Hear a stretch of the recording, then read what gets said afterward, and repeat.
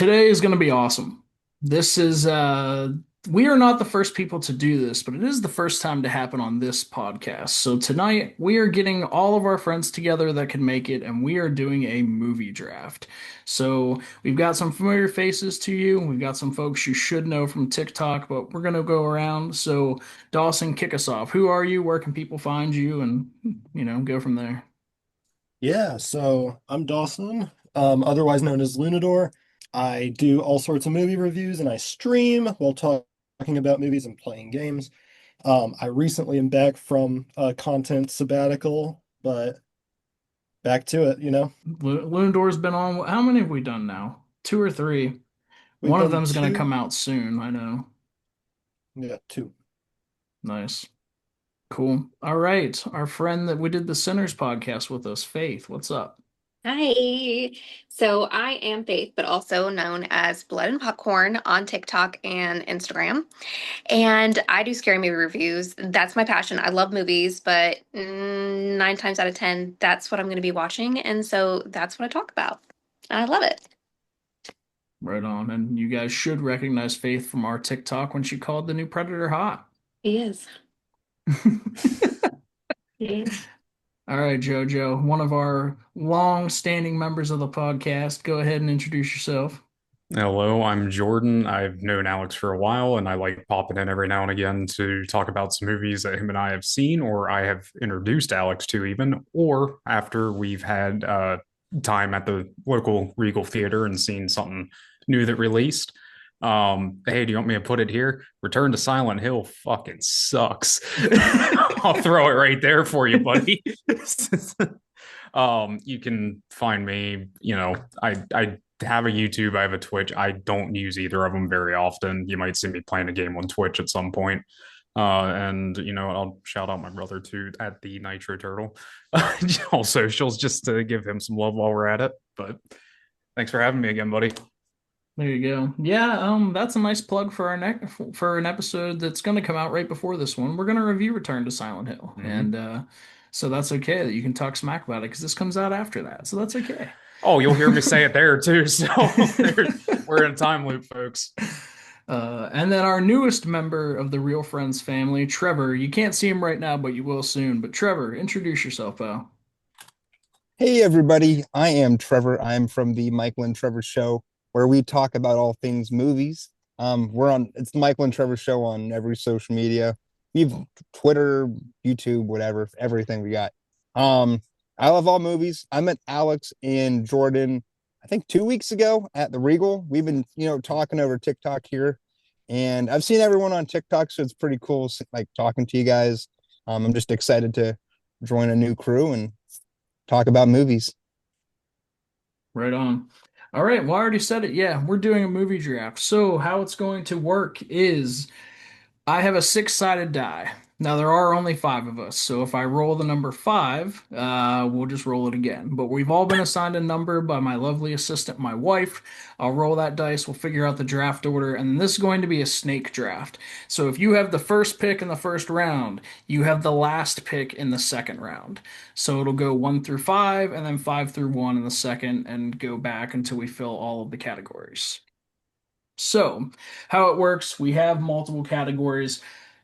A movie can only be selected once. So, if Jordan wanted to pick, I don't even know, wanted to pick Groundhog Day in sci-fi, which probably won't happen, so that's why I said it. Um, Faith obviously can't pick that in any other category, and so on and so forth. So it's pretty important to be strategic with your early movies, things like that. And then yeah, we have a wild card round, so that can just be any movie you want. This you can do it however you'd like. You can do the best movie for each category, or you can do your favorite. Favorite is more fun.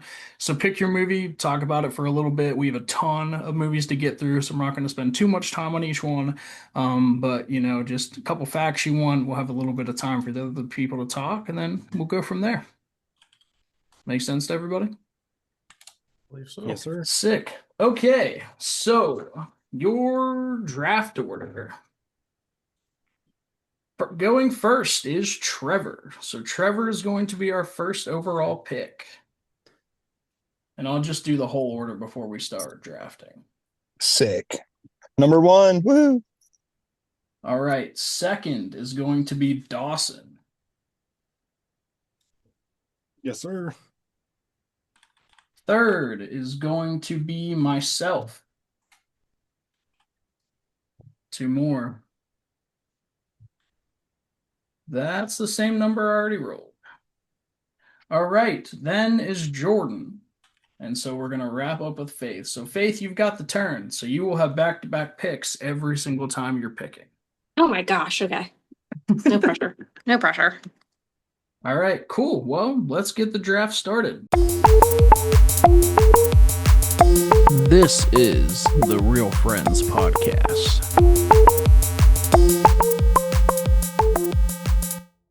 All right, Trevor, you can pick whatever movie you want and tell us what category you would like to put it in. All right. I'm going to pick my favorite movie, starting off for in sci-fi with the movie E.T. So I absolutely love E.T. That is the first movie I actually remember watching. And it's been just a comfort movie for me for the past 20 some years. Um, if you haven't seen this, it is an absolute classic.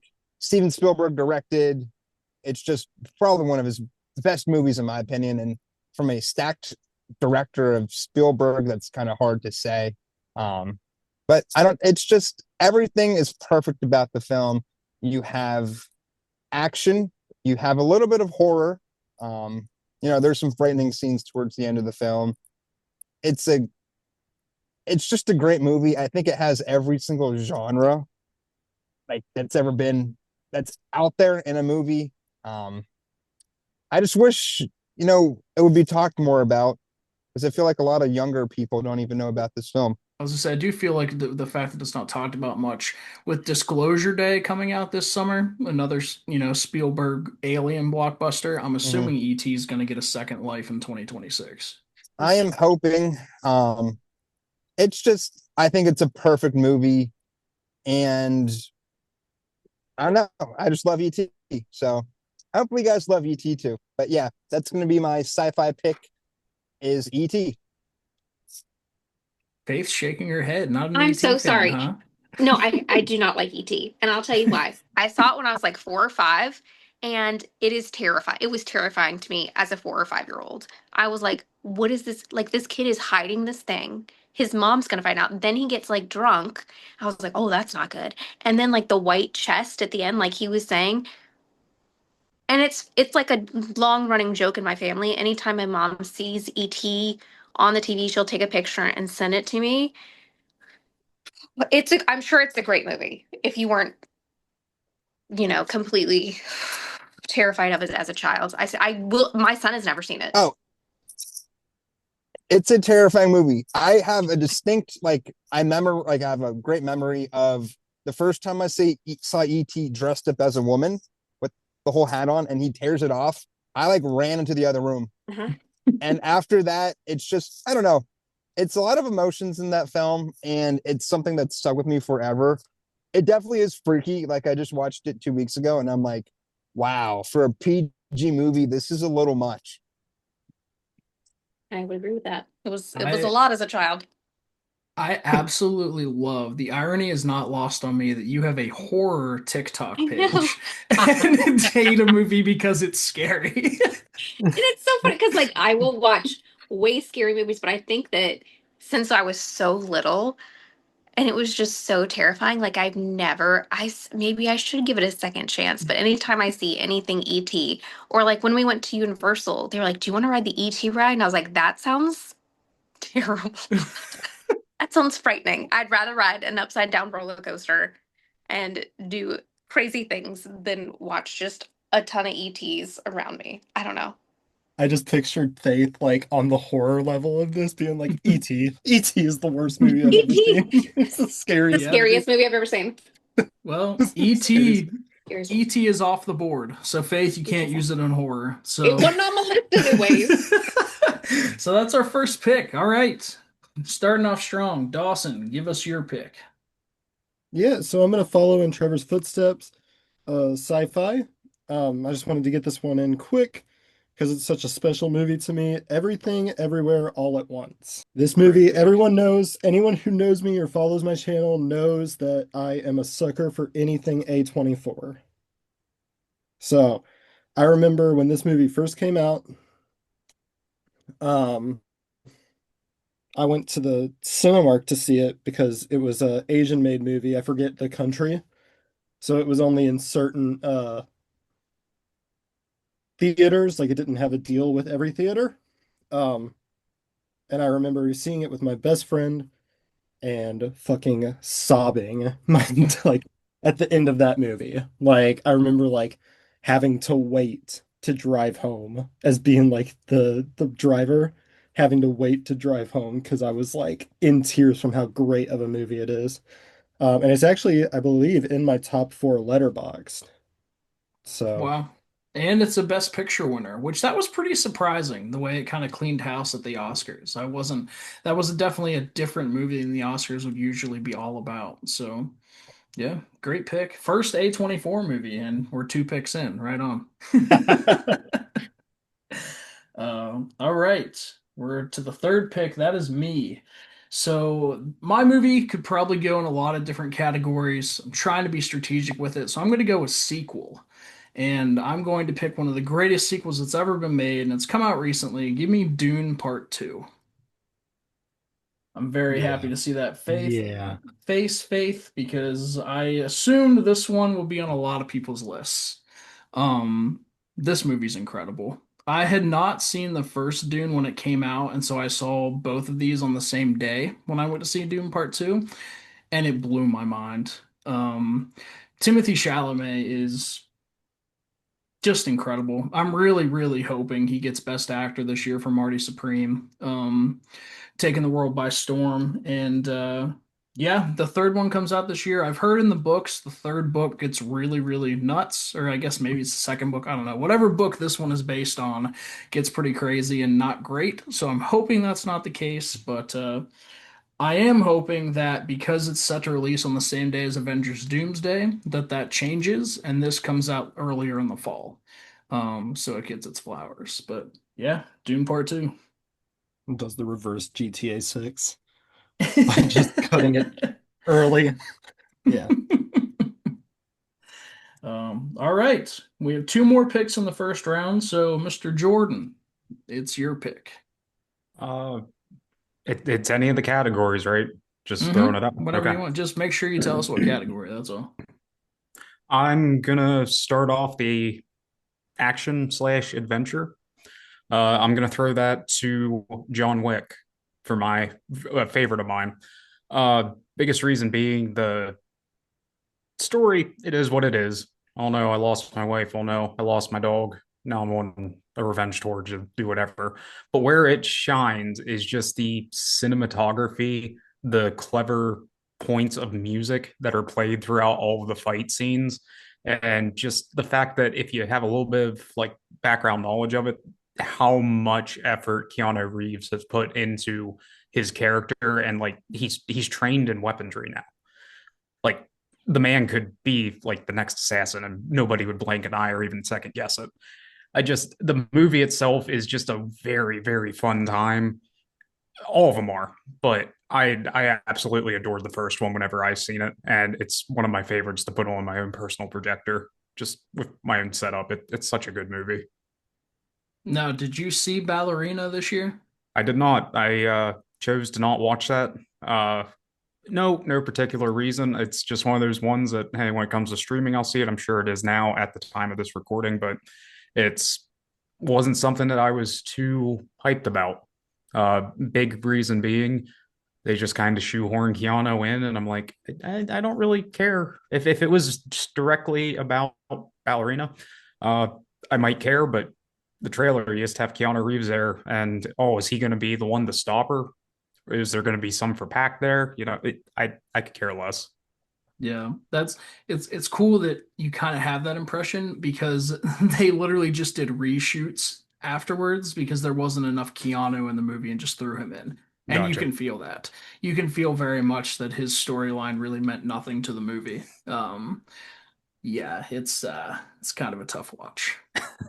All But if right. anybody All liked right. I'm Ballerina, not gonna right on let you. this slide. I'm not gonna let this slide. Ballerina was a great movie. Ballerina. I remember I went to see it with my dad, and that movie rocked, dude. That like Ballerina fucking sold. I like I remember like understanding that like the mission that John Wick had to go on, spoilers, sorry. The It's mission been John out for Wick had nine to go months. on in John Wick 3 Parabellum, like blew my mind. I don't know why, but like it blew my mind. I love that movie. It's definitely a fun time. There's no doubt about that. It's definitely fun. Um, I now but yeah, I was torn between that and Nobody, to be honest. I'm not taking that off anybody's list. I'm just saying that was a tough one for what I was considering a very solid like action movie that I enjoy. I think it's just the music and the camera work that really sold it for me. yeah. No, that's a great pick. So far we have two sci-fis, a sequel, and an action movie. All right, Faith, round out round one and then give us your pick for round two. Okay. So, okay. I think I'm gonna go with sequels. Okay. And I think I'm gonna go with Aliens. Excellent pick. Okay? The original Alien was fantastic. We can all agree that it was fantastic. Okay?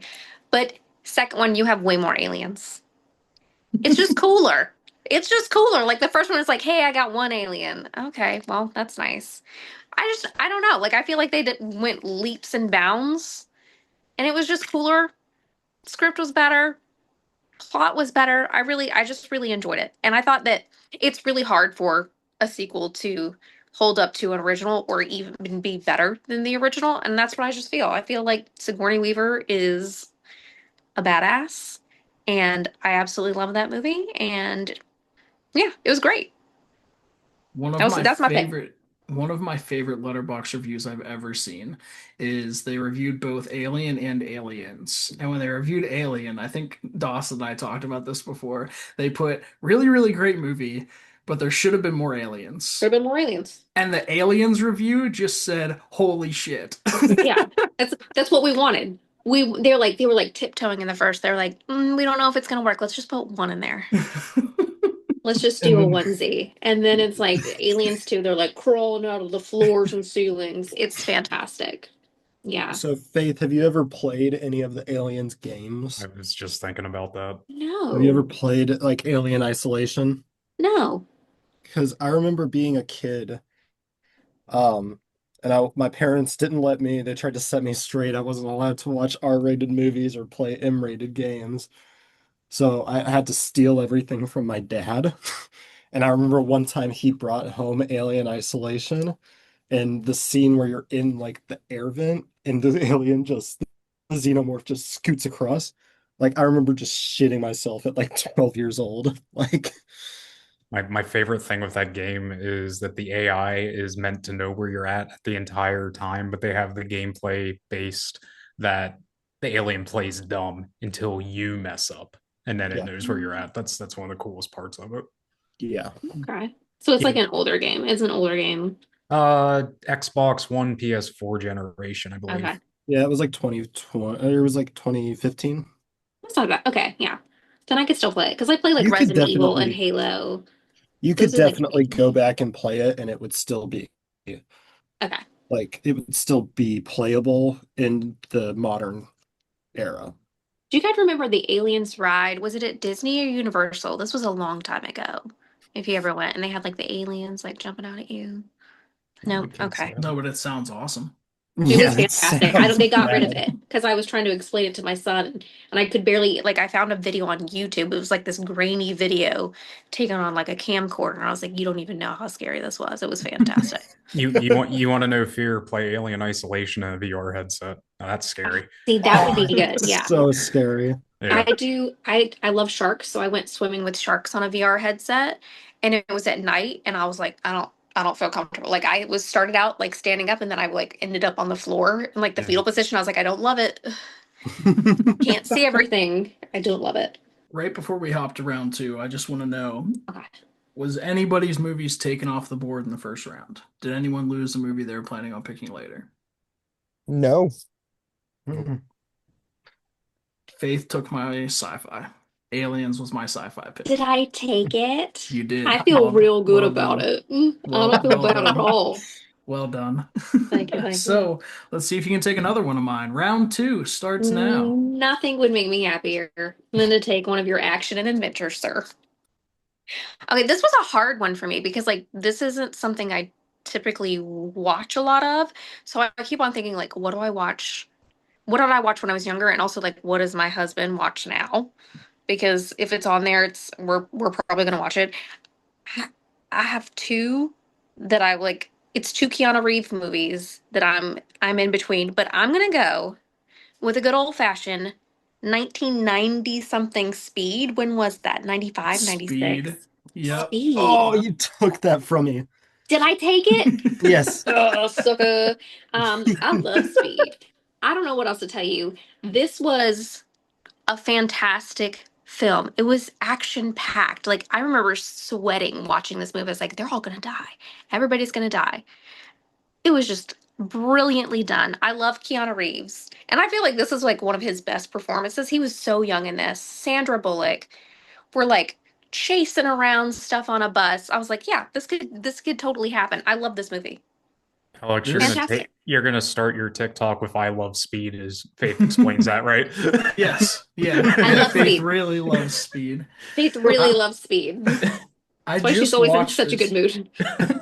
I just watched Speed for the first time since I was a kid last week.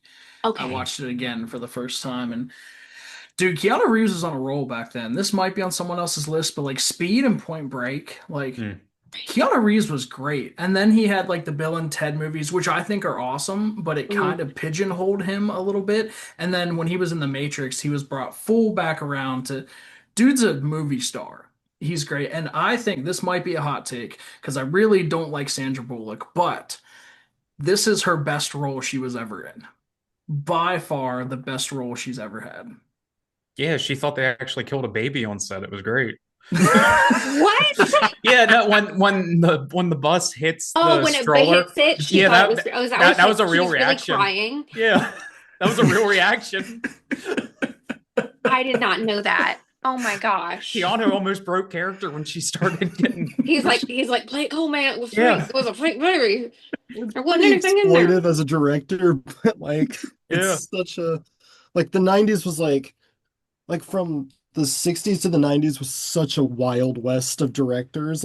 Like you could get away with doing anything. Yeah, they didn't care. Let me Kubrick scaring what's her name from The Shining, like making her life Yes. hell. Yes. I Just can't like think of the actress's name. Shelley Or Duvall. in the Oh, abyss Shelley, when they yes, like thank you. literally like drowned people during the abyss Uh-huh. Yeah. I filming. They were mean, like, it's fine.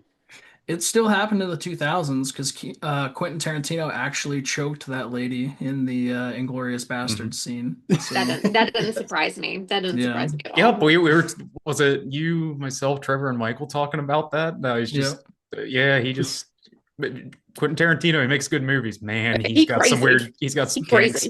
crazy. He is a I'm I'm reading a book about him right now that I found at like the Midtown bookstore, or Midtown Scholar, which is like apparently one of the most well-known bookstores in the world, and it's 20 minutes from my house and never had any idea.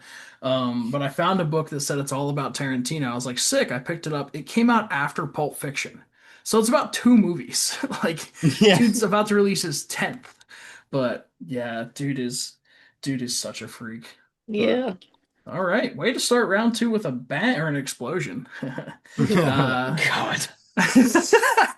all right, Boom. George. All right, Mr. Boo Bird, you have your second pick. Okay, I'm gonna go for horror. First And horror off the board. yep, Let's go. I'm gonna go for horror. And my personal favorite horror movie is Back to Silent. No, I'm joking. My personal favorite horror movie is the original John Carpenter's Halloween. I was torn between this and The Thing, and The Thing was even going to go into sci-fi. Faith, did I take Halloween? No, but the thing is on mine. I was like, don't you dare.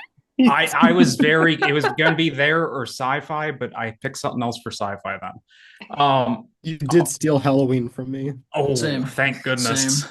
Yeah. I got the double pick. So Halloween to me is one of the original horror movies that I grew up watching. It was something that at a younger age, it was on AMC at that point, whenever I ended up seeing it, when they would do like a Halloween marathon or something along those lines. One of me and my mom's favorite horror movies, a fantastic horror movie icon, even though I have strong feelings about the sequels and the reboots and the other reboots.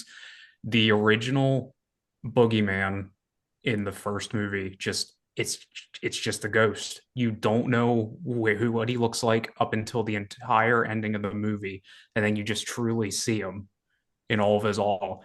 And just that idea of having a stalker following you and following you and following you and just killing everybody around you, it was peak horror at the time whenever there wasn't something like it.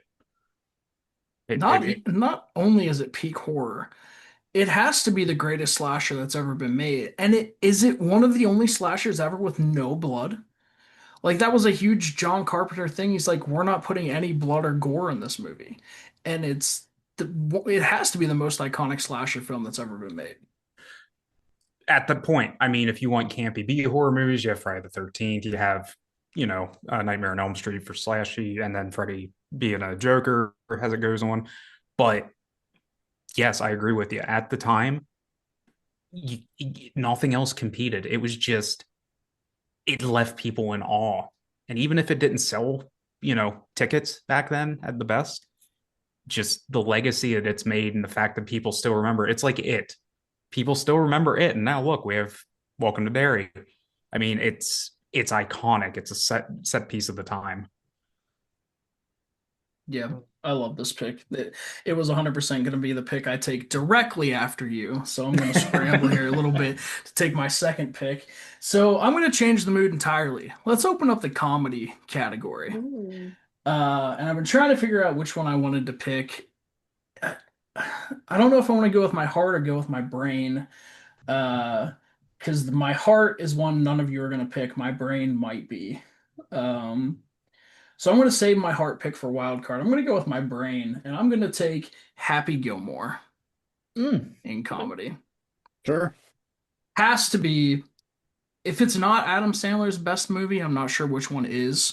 So good that we got a sequel this year, which was fine. I thought it was fun. But this movie was so well regarded and did so well that the director of Billy Madison was asked to direct this, and she goes, I don't like sports movies, and has regretted it every day since and said so. Like, this movie was a phenomenon. They still sell Happy Gilmore's putters to golfers you can still get. Yeah, I adore Happy Gilmore. I like the pick. It's definitely one of my favorite, sports themed comedies for sure. But I have to agree, it is one of Adam Sandler's best roles, I would say. Yeah. I like him when he plays a little serious. I like him when he's doing some goofy stuff. But I mean, Mr. Deeds, Happy Gilmore, Billy Madison, Waterboy, like that's peak Adam Sandler to me when it comes to his comedies. Yep. And a lot of people forget this because he makes a lot of movies straight to Netflix, but there's not a whole lot of actors that had the box office track record that Adam Sandler did. Mm-hmm. He made like 10 or 11 movies in a row that grossed over 200 million at the box office. There's really no one else that's ever done that. Now, is he a great actor? No, but he's good. He was in Jay Kelly this year and nearly got an Oscar nomination for Best Supporting Actor, and that's an entirely serious role. Yeah. Yeah, I love this movie. It was between that and Pixels for sure. But Shut up. Shut up. I was gonna say Grown Ups too. I want to get chocolate wasted. Chocolate wasted. Yes. I remember being like, God, when did that movie come out? Being like 12 years old, and my best friend at the time's parents took us to see Pixels, and even I was like, wow, kind of a waste of money. It is a great streaming movie. Pixels should have started the Adam Sandler Netflix trajectory because I rewatched it on streaming and it's actually a lot of fun. Sure. I mean, But it's fun, but it's like I would never pay money to see that movie. Like, correct. you know what I mean? Like, if I want to Yeah. watch, it's not on my list, so I feel free saying this. But like, if I want to watch Uncut Gems and it's not anywhere, I'm going to a store to buy the movie. Like, you know what I Hmm. mean? Yep. Like Pixels, it's like if it's on, I'll be like, if it's on and I'm playing a video game and I want something in the background, Yeah. Pixels is great. Pixels was definitely the start of Adam Sandler just pumping out movies like that and Jack and Jill. It's just like you can Mm. see, oh, this is supposed to be an action-packed moment where they're shooting the centipede, and it's just you can tell that the people that were doing the CG is just like, yeah, we're going. It's just like You know what? Now I feel like I should have picked Pixels because it drew more conversation than Happy Gilmore. So I feel like everybody You loves can't unpick Happy it. You can't Gilmore. unpick it. You can't talk more about it than it's there. It's a classic. yeah, it's so good. But You all you right. eat piles of shit for breakfast. No. Uh, that's so good. All right, Dawson, you have the year of your second pick. So, I feel like I'm gonna take comedy and I'm going to rock with The Hangover.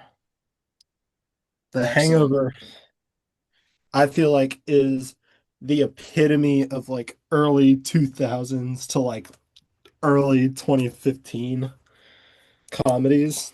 I love Bradley Cooper and everything that he's in.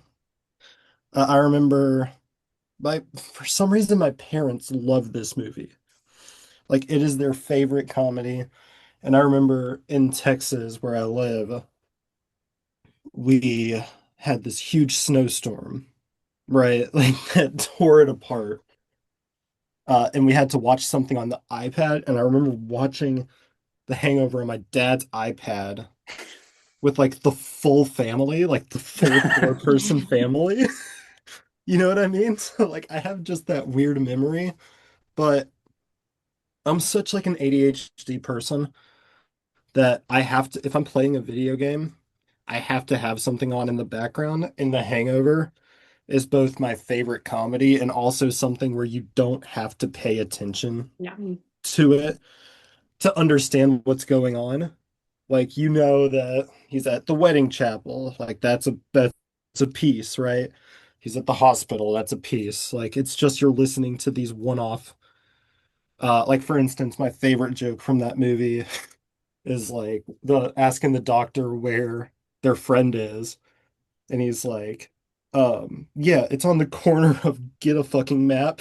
And like, you know what I mean? Like on the corner of get a fucking map and stop asking me. Like, I mean, you said about Bradley Cooper, right? Like, who would have thought the asshole from Wedding Crashers that shoots Vince Vaughn would turn out to be one of the greatest actors, like, in recent times? And he's a pretty good director, too. I mean, as this thing on kind of flopped, I enjoyed it. But, A Star is Born, Maestro was terrible, but, like, Bradley Cooper's made some really good movies, and this one I feel like cemented him as a star. And it gave us Zach Galifianakis, who I don't really know what's happened to him in recent times, but he was on a run there for a while. Ed Helms is in this. The Hangover is such a good movie, except for three. We don't talk about three. And like one Yeah, and two are basically the same movie. So there's really nothing going wrong with that movie. sick. All right, Trevor, if you're still with us, pal, you've got two in a row. End the second and start the third round. I am indeed here. I just got home, so that worked out perfectly. So I'm gonna go with horror, and I don't know if anyone will pick this, but I absolutely thought this movie was brilliant. The movie Long Legs There you go. with Osgood Perkins directed, Nicolas Cage plays Long Legs. This is definitely like a hot or cold movie for a lot of people. For me, I thought this was absolutely perfect, starting off from the first scene of like them breaking into the house and the dude getting shot right in the face, and I'm like, whoa, we're in for a ride. I remember seeing that's one of those few movies that I remember watching the movie theater and thinking, wow, I cannot wait to get this on 4K and rewatch it. And funny enough, I've yet to rewatch it at my house. strictly because I live now in like a kind of more secluded area, and it just kind of messes with me. Like I'm kind of like, ooh, I don't want to see that outside. I thought it was brilliant. Uh, yeah, I don't know. I just wish. I mean, I love Osgood Perkins. I wish the monkey was a little bit better than it was. It was not a. It was not great. It was good. From I liked it, but it was I think like a 6 or 7 out of a 10. Um, but I haven't seen his other Osgood Perkins other film. But I love this film, like nobody's business, and I think it was my number one movie of 2024. Because I think it was, yeah, I think it was 24 it came out.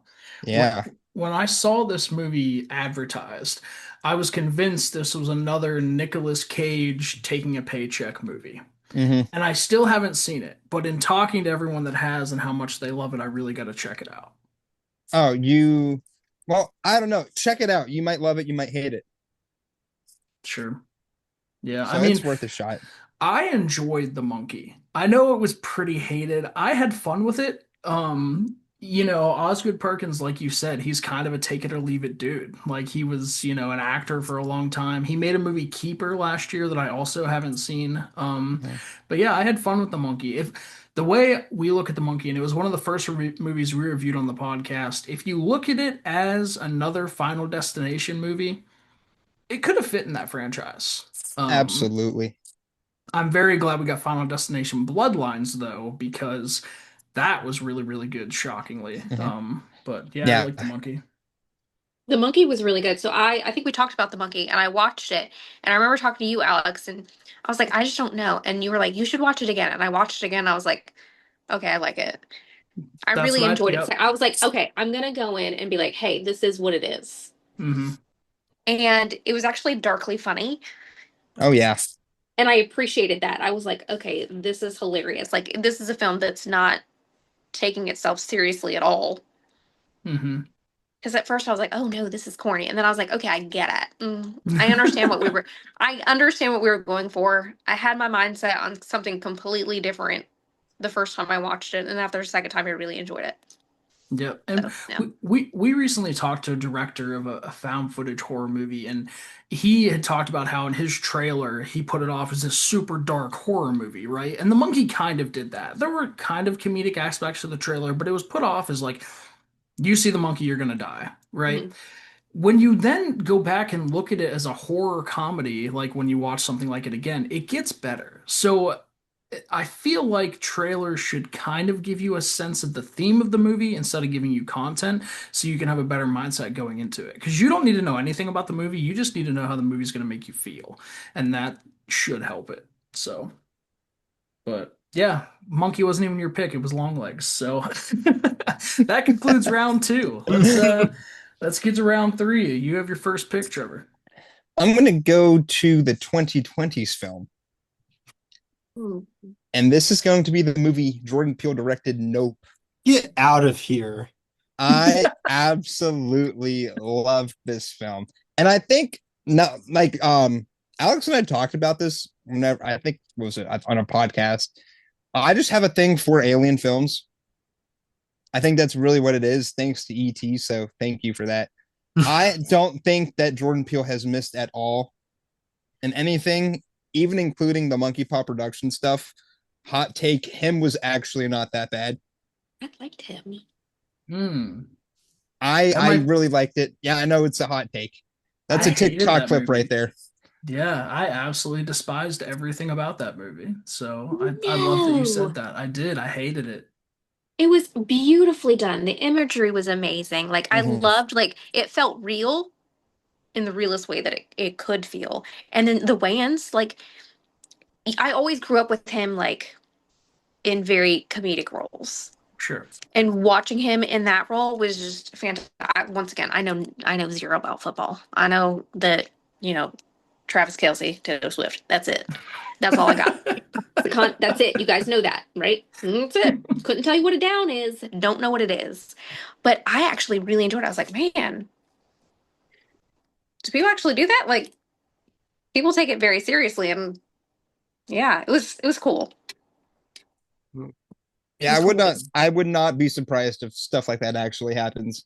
I just got like the main, like the owner, like Jerry Jones vibes the entire time. Yeah, I'm like, agreed. yeah, this guy's Jerry Jones. Yeah, Yeah, this dude has random meetings in things. his back room, sacrificing people to the devil, probably. Yeah. Sure, sure. But yeah, Uh, nope. I love this. I was in Universal Hollywood in September. On the tram ride, they actually had a little nope thing, like the Jupiter Falls or Jupiter Claim, whatever it's called. Um, but it was so cool just seeing that in real life. And then I bought a T-shirt, of course, spent like $50 on it. But you have to. I love the film. Fun fact: Osgood Perkins is in Nope. he is. Yep. Mhm. So, fun fact of the day. But I just thought it's a stacked cast. Um, I love the IMAX scenes. Watching it at home, it's beautiful, and I really love what they did with shooting all the night stuff during the day because those night scenes were some of the best I've ever seen. I absolutely loved it. Thought it was brilliant. Um, Go check out Nope if you haven't. Is it your favorite Jordan Peele movie? Yes, Mhm. all Okay. day. For me, it's Nope, Get Out, then Get out. Us. Yeah, get out. And Us is amazing too. Yeah, Sure. I really love. I just love Jordan Peele.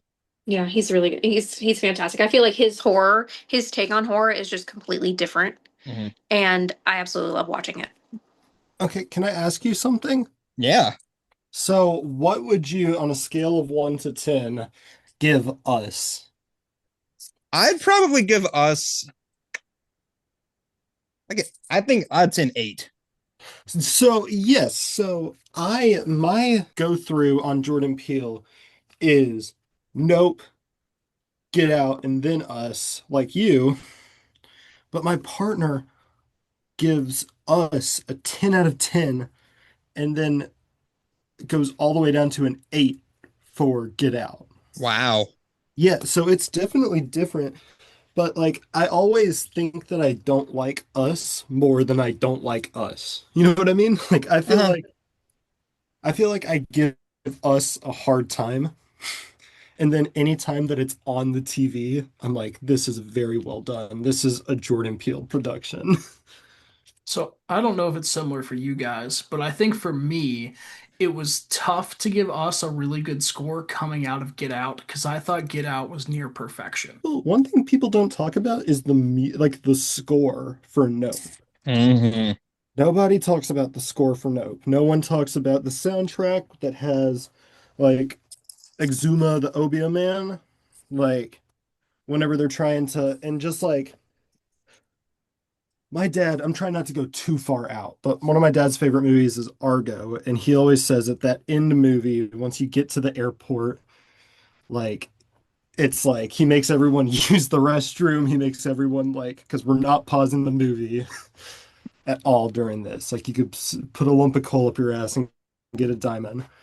I feel like the same thing it's the same thing for me whenever they wake the alien up and they're about to do the run. You know what I mean? Yes. Oh, Like absolutely. I can't, you know what I mean? Like I don't let anyone like get up to go to the kitchen. I'm like, get what you need because we're watching this like scene. Oh gosh, I loved it. And like it just like I thought it was gonna be, oh, this creature feature of like, oh, here are the little aliens that you saw in the trailer. Mhm. And it's so much more than that. It was just Jupe's kids. And I'm like, what the heck? But like, and then not let's even like diverging too much, but the monkey scenes that they have in the film with Gordy Dude, it's and Nope. perfect. I so there's the scenes with Jupe whenever he has his flashback with Yeah. the on set with the monkey. I Oh my gosh, that was just shot beautifully. And I thought that's what the movie Primate was going to be about. I thought it was going to be more like that. And that's why I wasn't so high up on Primate because I was so like, oh my gosh, I love this part in Nope. Sure, But because like you hear about Nope and you think about it and you're like, ha ha ha, cool alien movie. And then you hear for the first time that Jordan Peele statement about how it was about how aliens in Hollywood are treated. mhm. Like it's craziness. Like because that's exactly how it is. Like these animals are worked to the bone and they're just disgusted by humans by the time that they're done with their career. Yeah. Oh my gosh, what a perfect movie. And 10 out of 10 that's for me. that's a heck of a start to round three too. So, all right, man. Well, Dawson, you've got your first pick in the third round. It's hard, man. I want to go with horror, but I don't know. Like you said, I don't know if I want to go with my heart or with my brain, but I'm gonna go with the the Blair Witch Project. Hmm. Okay. Great pick. Who did I steal it from? Who did I steal it from? Faith. No, it was not. Surprisingly, that was on my list, and that shocks me because that is an amazing film. That was a great pick. So the two choices for me were, and I don't think anyone's gonna take it, Blair Witch or Texas Chainsaw Massacre 73. Oh. So whoever wants that one, you can have it. I'm taking Blair Witch. Um, this movie is just like the revival of found footage.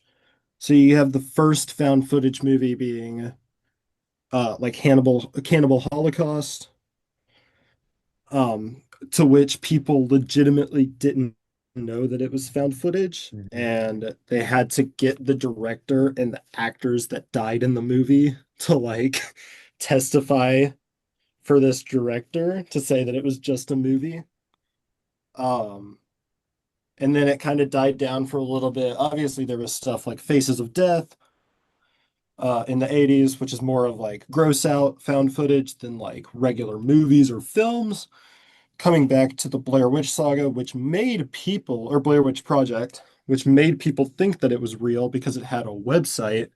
And that was a big deal back in 1997, is whenever a movie had a full website for itself. It's just crazy. It's like the perfect, like, ooh, this is creepy, and it's the perfect, like, Hitchcock suspense where you like find the sticks that are bundled up and then the rocks that are stacked on top of each other to the ending, which is kind of like a what the fuck ending where he's just standing in the corner. It's just a perfect movie, I think. I feel like there's a lot of movies that found footage is such an easy one to get into. So every indie filmmaker is trying to get into the found footage, I feel like. So you have stuff like Quarantine and like Butterfly Kisses, or Peeping Tom is what it's called in Canada, where it came out. It's just, I mean, I just think that found footage is such a weird thing where people always try and compare it to either the big two, right? Like the big two are Cannibal Holocaust and the Blair Witch Saga. So I think that it's a great genre. I think it just gets a lot of bad rap for what it is. But like I said, I think the Blair Witch genre or the Blair Witch Project is a perfect movie. It's a perfect horror movie. It gives me goosebumps every time that I watch it whenever they first find the bundle of sticks. I'm like, oh, you're getting chased by something, dog. Like this is bad. Did you enjoy the video game they made? Yes, Yeah, I did. I've been playing through that. I thought it was pretty good too. So I think everyone knows this, but especially Alex knows this, is that I'm a big gamer and I'll try anything out. So as soon as I saw Blair Witch, I was like, I have to play this. I'm upset that they killed the dog off in like the third mission. They Yeah. killed the dog in like the third mission after making it like a huge mechanic in the game. Mhm.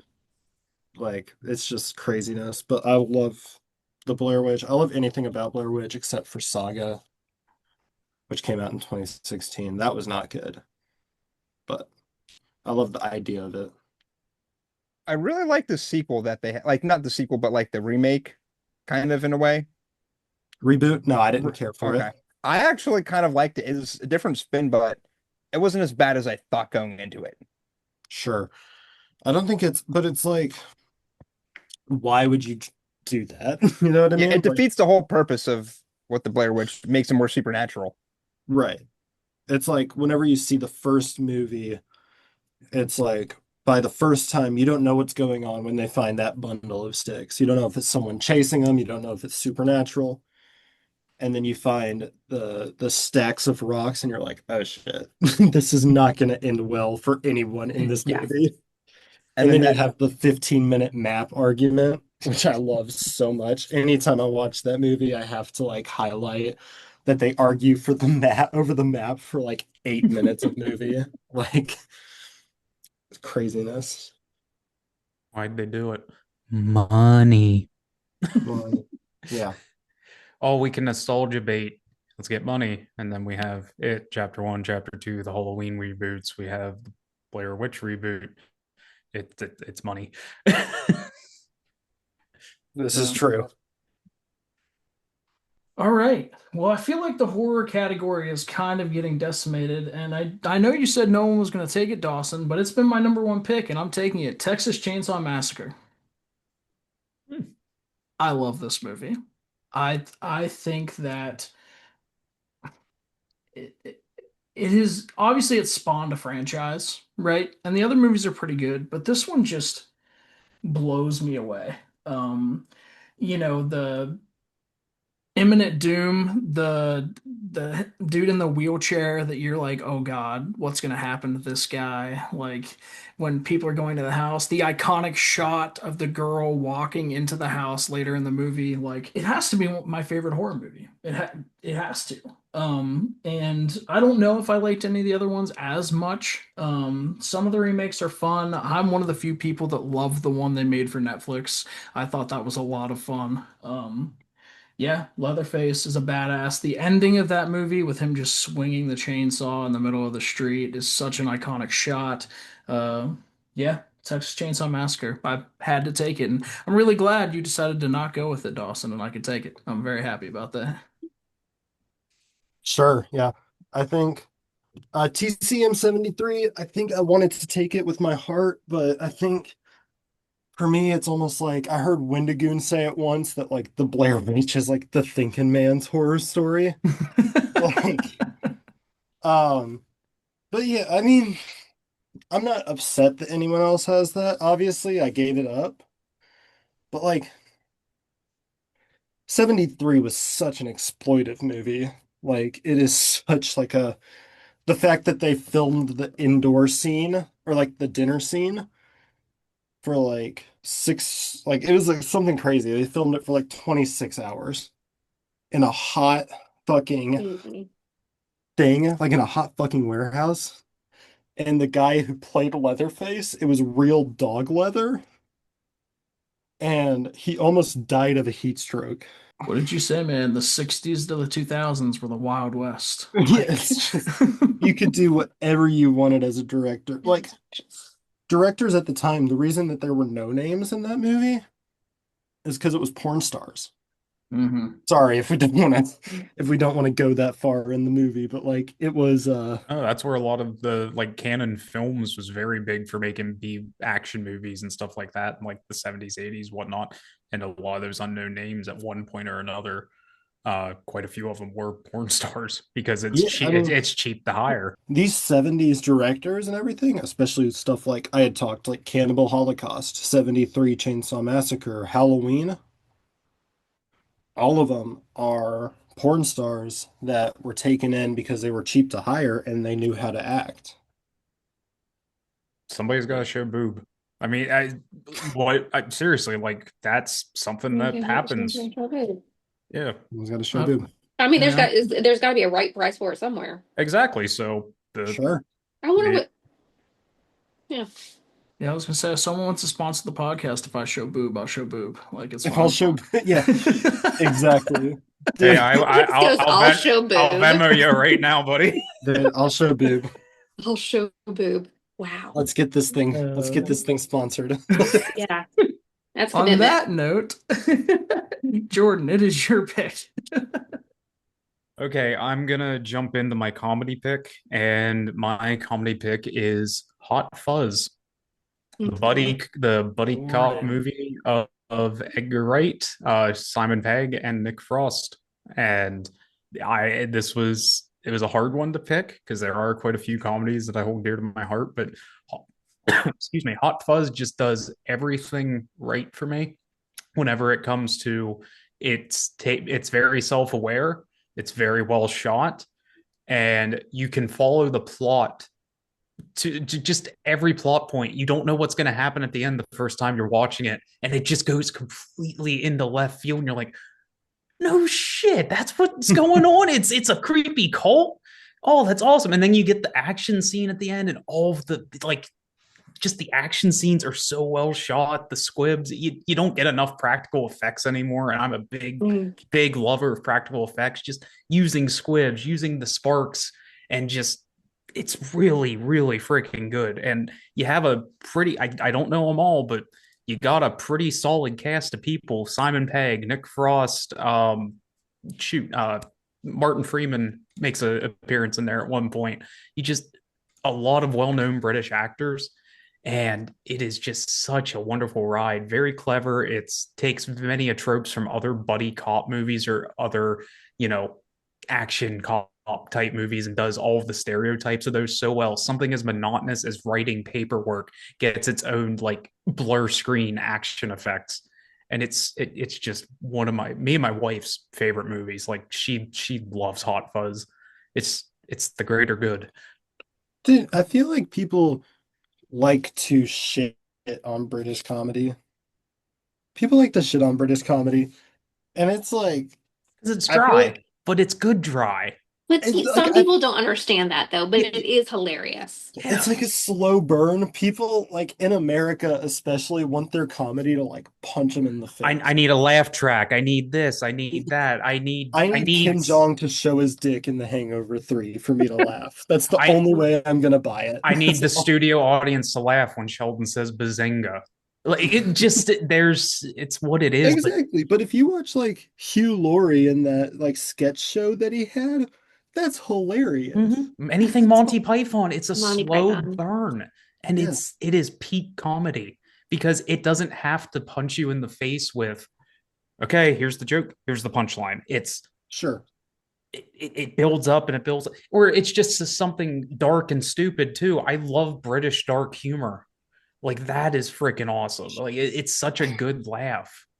I'm Like still afraid of bunnies. The bunny rage got me. I was like, oh, I don't think I'll ever have a bunny in my house. You might not like Night of the Lupus then. Uh-huh.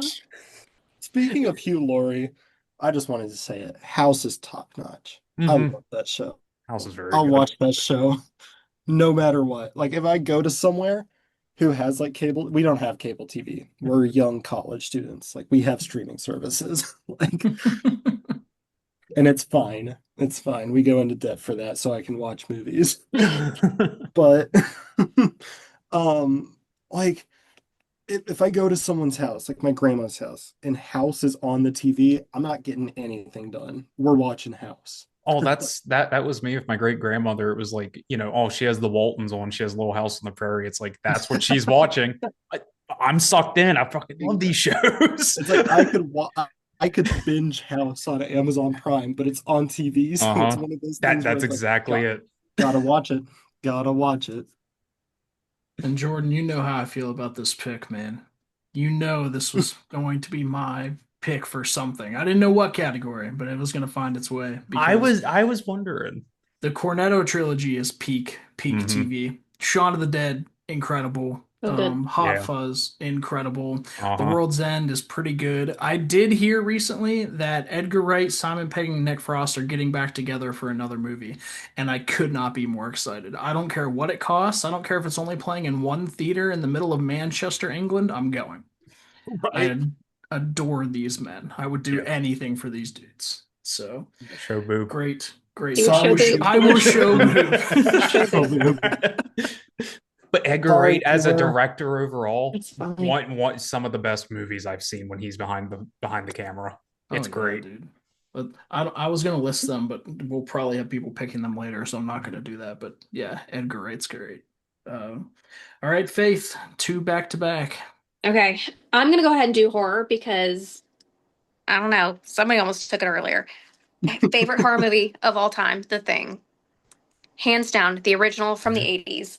Um, that is when I first saw, what's his name? Russell, Russell Crowe not Russell Crowe. No, Was or Kurt Kurt Kurt Russell. Russell. Russell, yes. And I had Kurt like the Russell. biggest crush on him. I was like, that is what a man is. I still do. I still have that Right? crush on Like him. there's something about him. Him There's and something Keith about him. David. Oh my god. Don't even know. So I don't know. Same with like I love practical effects. Like I really appreciate that. And like when the part where like the head was like coming off the Mhm. thing, it was like melted bubble gum that they used. And I just thought Yeah. it was ingenious and it was so scary. And the ending, I love how the ending was like, which one do we know? It was Mhm. just fantastic. It was a great 80s film. Very well done. I absolutely love this movie. And if anybody took it, I would cry because that's my number one horror movie probably ever. I just think it's solid. I could watch it anytime and it still holds up today. Like they did a remake of the thing, which was I enjoyed it. But this hands down fantastic. You can't get better than that. So have you Faith. seen Kurt Russell in Little Trouble or Big Trouble in Little China? Oh my Obviously, god, that's such a good obviously. movie too. Escape from New York I didn't know where to Uh-huh. put that on this list, but like I just need everywhere. someone to know Escape from New York that. or Escape from LA. They're Escape both from LA, stupid, but they're both anything. good. I don't care. Overboard, I'd watch that. It had him in it. I was a yeah. When I was growing up, I was like, yes, that's it. Now, Faith, I That don't know how you. effect. I'm sorry, I was just gonna say I don't know how much you can get into video games. Somebody, Night Dive Studios remastered the original The Thing video game that's based off the 1982 movie. It's kind of I believe it's considered a prequel to the movie in a Dude, sense. that game is wicked. Yeah, That it's game remastered is for wicked. modern consoles and Okay, well, I'm gonna have PC to look stuff like that up that.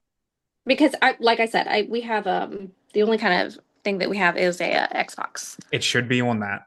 Okay, awesome. Yeah, as That's someone who awesome. worked at a video game store, it is. I'm trying to play more video games, but my husband just found Battlefield 6, Uh huh. and I'm Uh not able huh. to get on my I gaming. I was was like, "Do you want to play Halo tonight?" He's like, "I'm gonna play another round of Battlefield 6." I'm like, "You've been playing for 4 hours." I thought you guys it, played I Halo remember every night. We Is this normally do breaking play it? Halo night. This is breaking news. He got a new game. I let him buy a game, and now he's obsessed with it. And I was like, this is stupid because we don't get to play it together. And I tried playing Battlefield 6. It turns out I'm not great at it. I'm not like, great at it. I'm I not Never great. remember will. I'm one not. time I was streaming the remake. I don't know, Joe. If you would be too hot about this, but I was streaming the remake of Metal Gear Solid 3, Uh huh. which that game was wicked. I loved that game, that remake. And Faith joined my live, and she was like, I was fighting the Fury, who's like that super hard boss Yeah. in like the middle of the game. Yeah. And she was like, "What game is it?" And I was playing it on my PS5, and I was like, "It is Metal Gear Solid." Like just trying to get my words out. Yeah. Just like, "It is Metal Gear Solid." If you want to do a video game episode at some point, Alex, I will go over the entirety of the lore of the Metal Gear series. Dude, It's let's do it. Let's do it. Dude, I mean, you and I are already doing video game adaptation series, so hey, we can expand into video games. Why not? please get me in on the Metal Gear series, please. Delta's a very faithful remake. Snake Eater is a fantastic game. Yeah, Absolutely. Delta was It's a love child of Kojima's love for spy movies, obviously James Bond, but it is such a good game and such a except Naked Snake doesn't know about James or doesn't like James Bond. yeah, yeah. He just fucking hates James Oh, Bond. the little movie references that you get with Paramedic, it's great. Snake, do you know about Dracula? And then when he falls asleep in the jail cell, you go into like a vampire-esque mini game in the original that Kojima wanted to put in for that voice line. Snake has a fucking nightmare about vampires.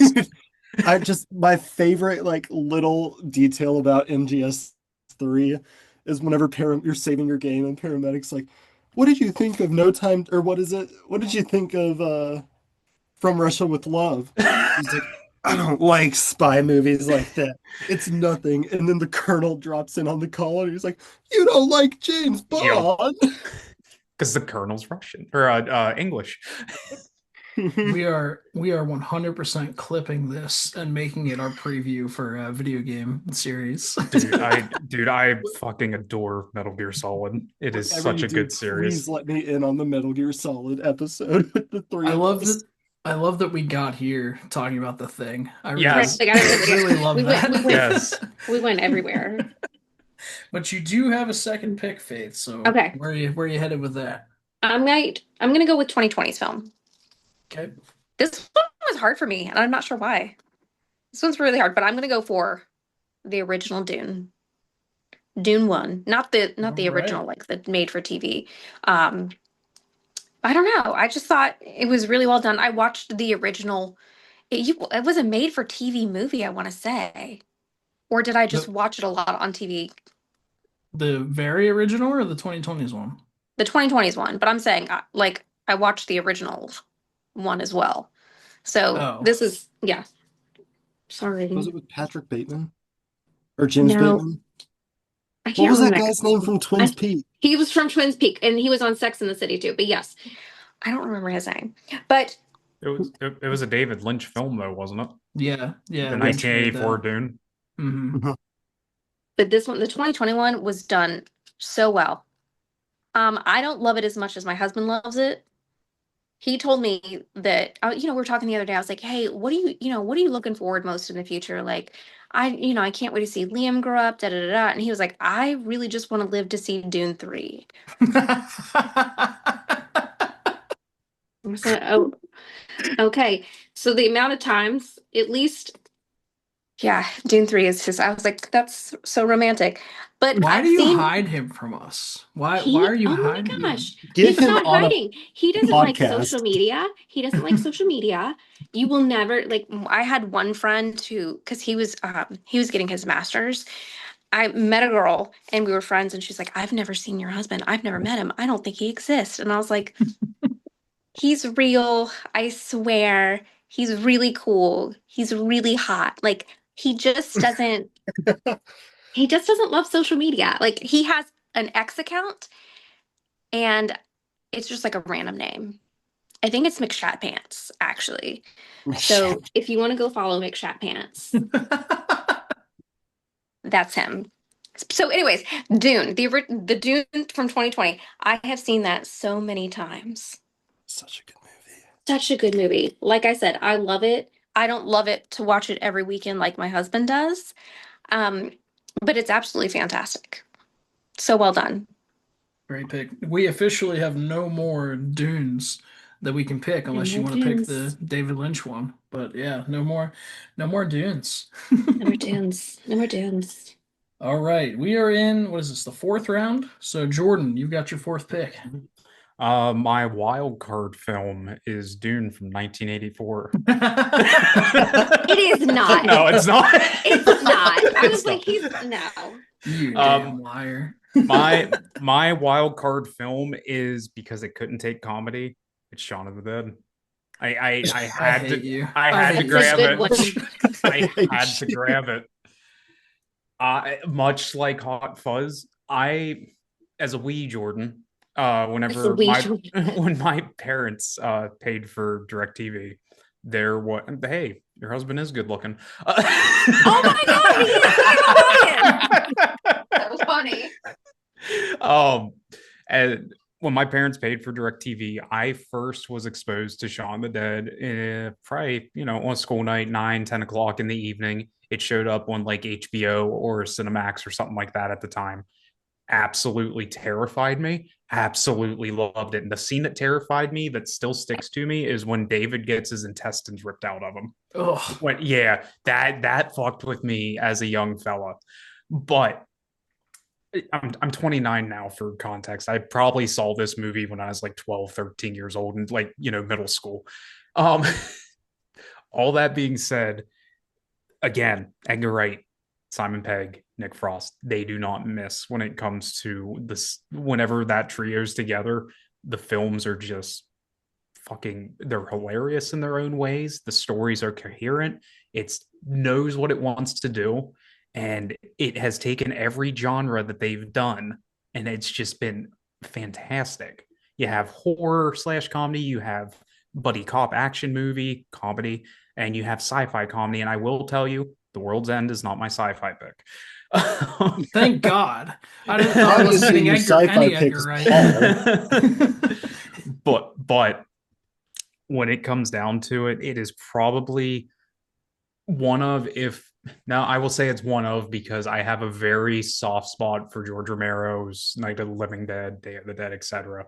As far as a zombie movie, but Shaun of the Dead is top tier in my eyes when it comes to just doing a zombie movie right without it having to be in your face that oh, the world's gone. Yeah, we know it's gone.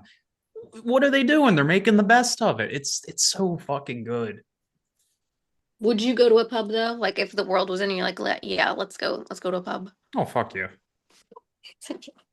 Why not? They got big heavy doors with locks on them. You got nuts. You got beer. You're set. What You're else? fine. You're good. You got a So gun over the bar that's been deactivated. It's not. It's how you stay So warm. you know this is in my top four in Letterboxd. We talked about it already. I adore this movie. Did you know that it came out less than a month after Dawn of the Dead in 2004? I didn't put that together. No. This came out in late March of 2000, or sorry, Dawn of the Dead came out in late March of 2004, and Shaun of the Dead came out in mid-April. So they were so close to together. So can you imagine these people that went to watch the Dawn of the Dead remake and then they turn around and Shaun of the Dead's there? To me, that sounds incredible, but I was 9 years old, so that didn't Yeah. happen. So Um, somebody in Hollywood gave Edgar Wright the Iggy that he was going to make a zombie film, and he's just like, you know what? Fuck it, Simon. Your guy's name's Sean. Yeah, we so my favorite scene in that entire movie is when they first get the zombies in the backyard and they're throwing the records at it. Mhm. So we reviewed this on a podcast I was on before. We reviewed Shaun of the Dead, and so the night before we got messed up and we took old records out and started throwing them to see if we could get them to stick like they stick in that woman's head. It doesn't work. it But doesn't. man, it's cool. No, the record is just completely shattered. But no, that's it's to me, it's one of my favorite movies, and it's not one of the best movies, right? It's really, really good. It's obviously flawed, but just the idea that Edgar Wright came from television. He and Sean, geez, he and Simon were making a TV show. Nick Frost was a dude that worked at like an Indian restaurant, and he was really into the manager there. And so he goes to a party at the manager's house and meets her boyfriend, and it's Simon Pegg. Fast forward a few years later, these two are living together and the woman's nowhere in the picture, Mhm. right? And Nick Frost was hilarious and they wanted him to do stand up, but he didn't like stand up, but he really wanted to act. And so back then you had a database of names that could be like accredited actors. And Nick Frost, there was already a Nick Frost in the database. So they lied to Edgar Wright and told him that Nick Frost was that Nick Frost, and that's how he got on the TV show. And That's that's how he became amazing. an actor. And now Nick Frost is pumping out B-rate horror movies like it's nobody's business. Are they good? No. Are they fun? Absolutely. Crazy House. He has one coming out this year. I can't remember the name of it, but he's like a high school teacher. Oh, it's the Whistle, I think it's called, the Death Whistle movie. He's in that. Like, He was in How to yeah. Train Your Dragon, the live action, Yes. Yes, and me and Meg watched that. It was really good. I Are love you Nick Frost. serious? Yeah, I really like that. It did an okay job at doing justice to the animated film. I give it that. It was not perfect, but the dragons look good. Hiccup's actor, I prefer, I miss Hiccup's original voice. I'll say that, but like, what's his name? Hiccup's dad, whose actor's name I can't think. They had him. Gerard Butler. Gerard Butler played himself in the movie as Hiccup's dad. Like it was good. We liked it for what it was. We weren't expecting it to do it justice. It was fun. Yeah. I'm because you said that, I'm immediately jumping into my next pick. This is a perfect segue. Let's go back to 2003. Does the name Richard Donner ring any bells to my fellow nerds in this podcast? No, I was a baby in 2003. He goes, I was Well, a baby in 2000. I I was was graduating high school in I was a 2003. newborn. I was born in April of 2023. 23. So this 2003. The reason 2000. you would know Richard Donner is the 1970s. Richard Hmm. Donner directed the original Superman. He Oh, also directed Lethal Weapon. Hmm. And in 2003, he took the late, great Paul Walker and put him beside My Gerard God. Butler and made a little film called Timeline. I'm going to read you the byline to this film. It is one of my favorite movies I've ever seen. A group of archaeologists get embroiled in an adventure where they must travel back in time to 14th century France to save their professor before the French battle the English at Castlebar. If they fail, they won't be able to return. This movie rips. I love everything about this movie. The dude that directed Superman directed this movie. Paul Walker, it's one of his early movies. It's right after, I think, Too Fast, Too Furious, or maybe right before Too Fast, Too Furious. Billy Connolly is in this. Neil McDonough is in this before he became like a religious freak and only did Angel Studios movies. Like, I love it. If you guys haven't seen, I knew no one would pick Timeline, so I had to get it on my board, but one of the greatest sci-fi films I've ever seen. I need to check that out. I was like to say, I've never heard of that, so I just wrote it Yeah, down to check it out. same. So good. Oh my God, is it so good? It most of it takes place in 14th century France. Gerard Butler is, really, really good in it. Francis O'Connor plays one of the archaeologists as well. Yeah, it's scary, right? Because it's one of those time travel movies that if you die in the past, you're actually dead, right? Hmm. Like, sure. yeah, I love Timeline. So please check it out.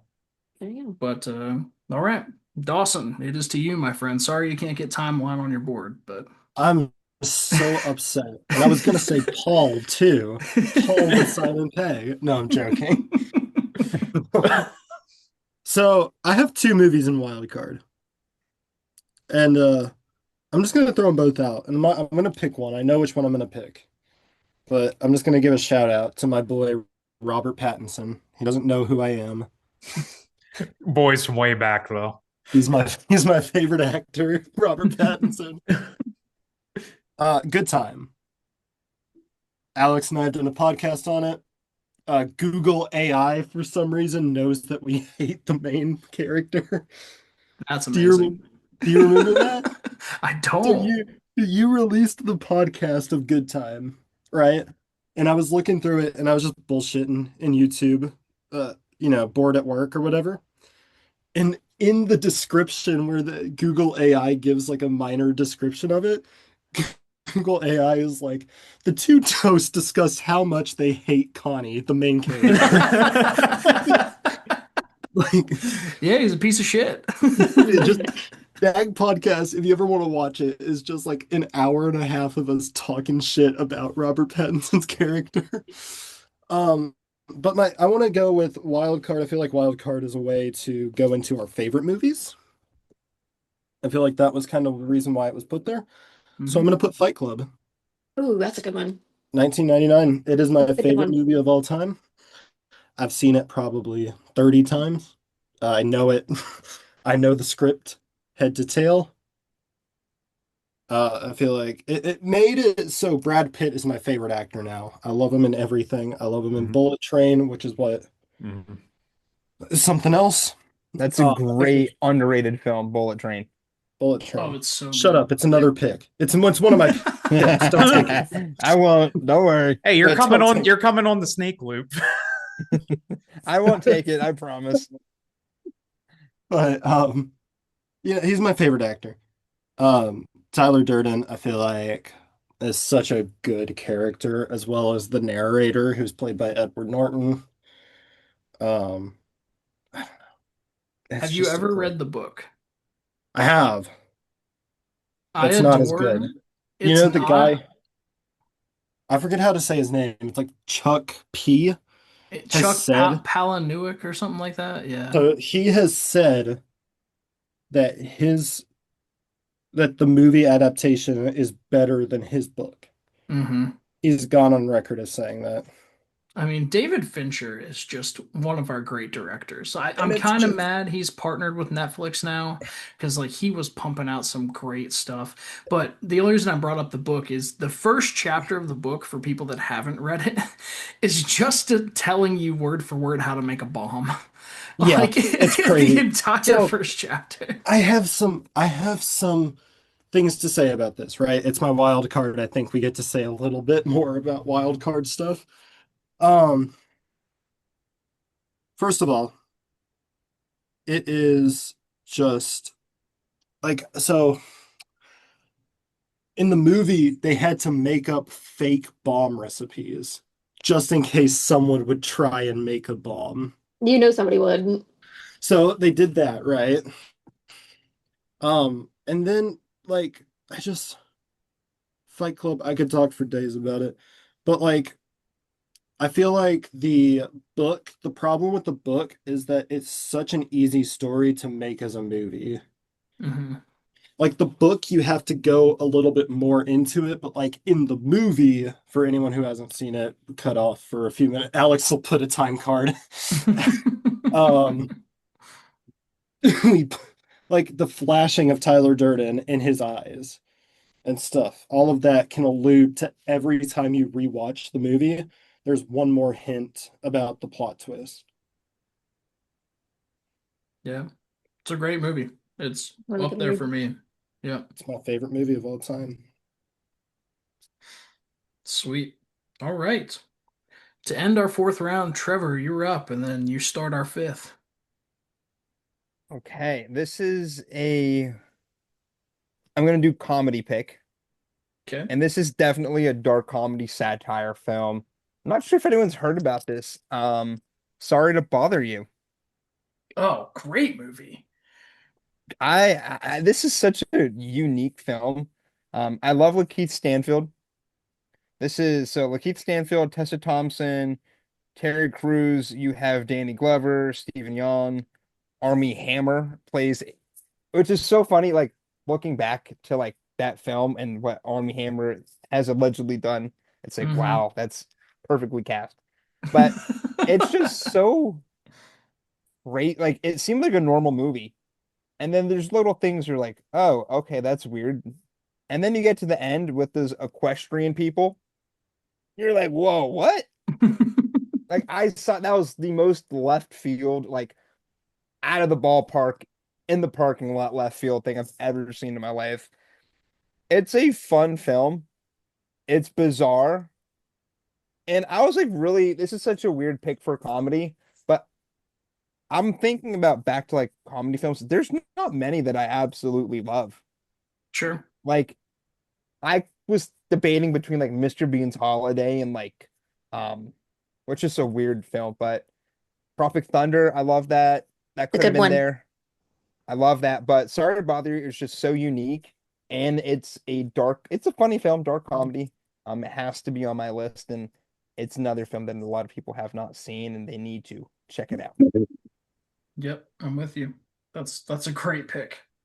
I've never seen it. I'm gonna add that. I have a couple movies that I'm gonna have to add.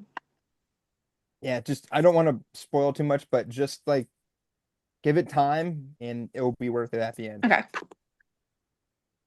So Sorry to Bother You is gone. I'm going to do a film I'm surprised has not been picked yet for action adventure, and this is Batman: The Dark Knight. Hmm. Mm. There you I go. had to Oh, jump on that before it got picked because I had a feeling.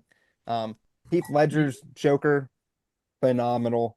The greatest, in my opinion, the greatest villain in any movie. Wow. that's I a don't I disagree, big. but wow, yeah, that's bold. I love him. I mean, and I am biased a little bit. I'm from Pittsburgh, and it was filmed there, so I have that little part in me. But what a fun film! I mean, Nolan directed Batman film with the Joker. What more do you need? The opening sequence is, I think, the best opening sequence I've ever seen in my entire life. Dude, it's up Yeah. there. It's It's up just there. so action packed, and you're like, what's going on? And then you see the Joker with his mask, and you're like, oh yeah. Yeah. One of the greatest performances we've ever seen. You Mhm. know, I mean, It's up there. it's one of the few people that have won an Oscar, you know, after they've passed away, Hmm. right? Yeah. Like, yeah, so good. That might be our first Christopher Nolan, which I'm pretty shocked about. It is. Nolan is a Yes. god in filmmaking, so I was a little worried. I'm like, oh, I got to get this on that turnaround where I'm cooked. I don't know about cooked. I think you're having a good draft. Yeah, I'm having a good draft. I'll take it. Call me the Pittsburgh Steelers. Come on. We just Yeah. got Mike McCarthy Mike as our head coach. McCarthy. Woohoo. No, Yeah. no more You know nothing about football. our what's his face? Arthur Smith is OC for the Ohio for the Buckeyes. Oh, really? I You didn't don't see have to deal that. with him anymore, so I'll take it. Excellent. All right, you know what? It's a win. Yeah, right. All right, Dawson, you are up. So I said bullet train to get Trevor. I was trying to get into his head. I You did was a good job. I was trying to get into his head. Um, I did not know that he would also go for a Batman movie, Mm. a different Ooh. Batman movie. Shout out to my boy Robert Pattinson. Goes here it is. Shout out to my boy Robert Pattinson. We're going the Batman. Hmm. Um, I have famously seen this movie 5 times in theaters. Um, Weird story about this movie, but we're doing personal stories with the movies. I remember one time I worked at Spencer's Gifts in a mall. So I got like really discounted movie tickets all the time. And so yeah, I mean, I just saw this movie multiple times. I love Robert Pattinson. I love Batman. He's always my favorite superhero.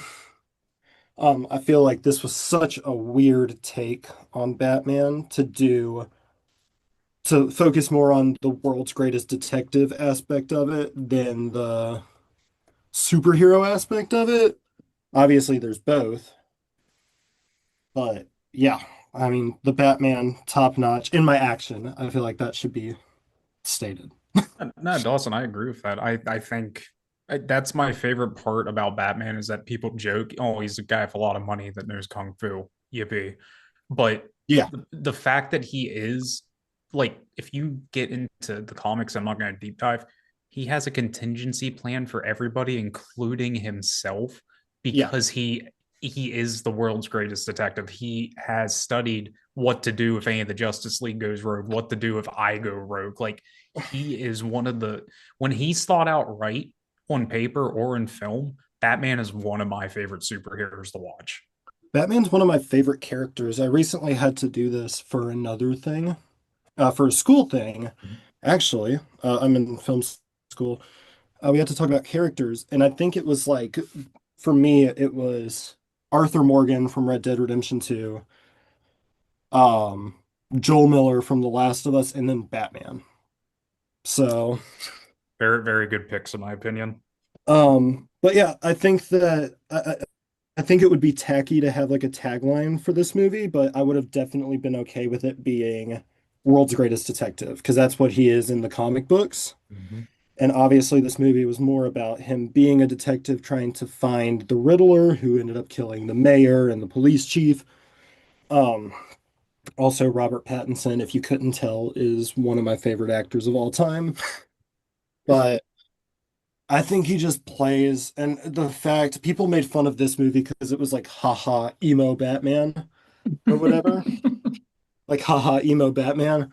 But making this Batman like a tortured human being even years after his parents' deaths, Mm-hmm. makes it him not this stoic person that's sometimes in comics and other movies, specifically like Christian Bale's Batman. I know. I'm gonna No, put my hands up for that one, no, but there's a place.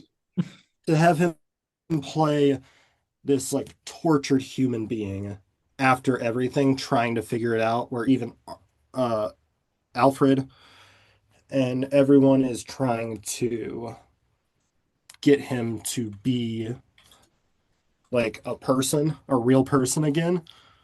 I just think that it's such a hard role to play after so many have played the role before you, and to take a totally different,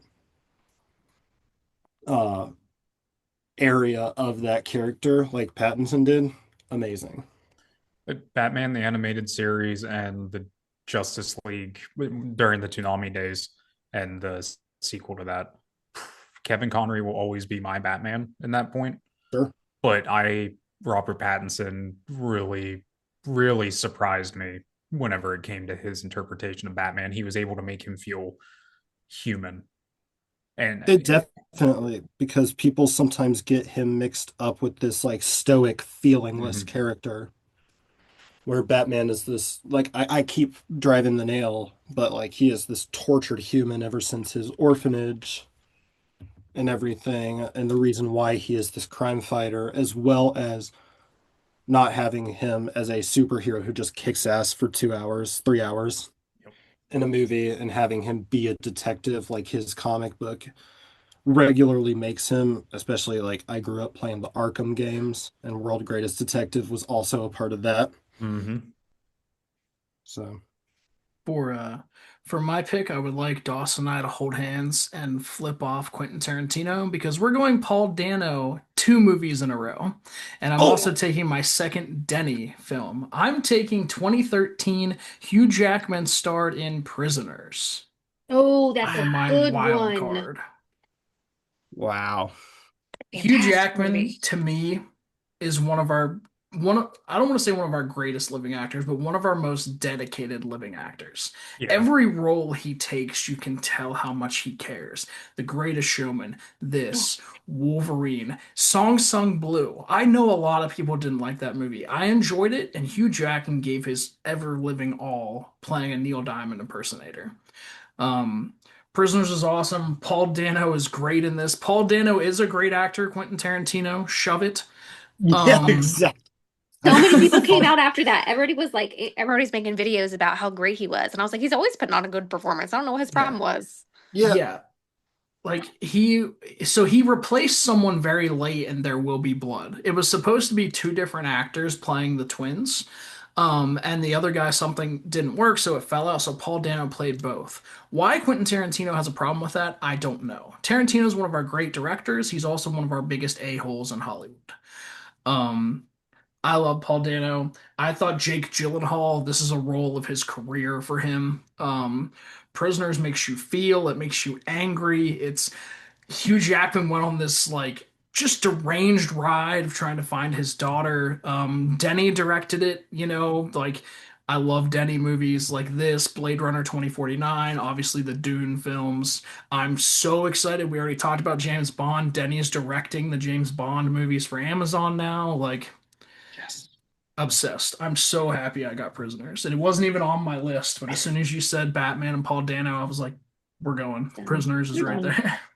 I feel like Quentin Tarantino, just like a short thing. I'm not trying to take up everyone's time or whatever, but like Quentin Tarantino's definitely pulling like a Kanye West, Oh where it's yeah.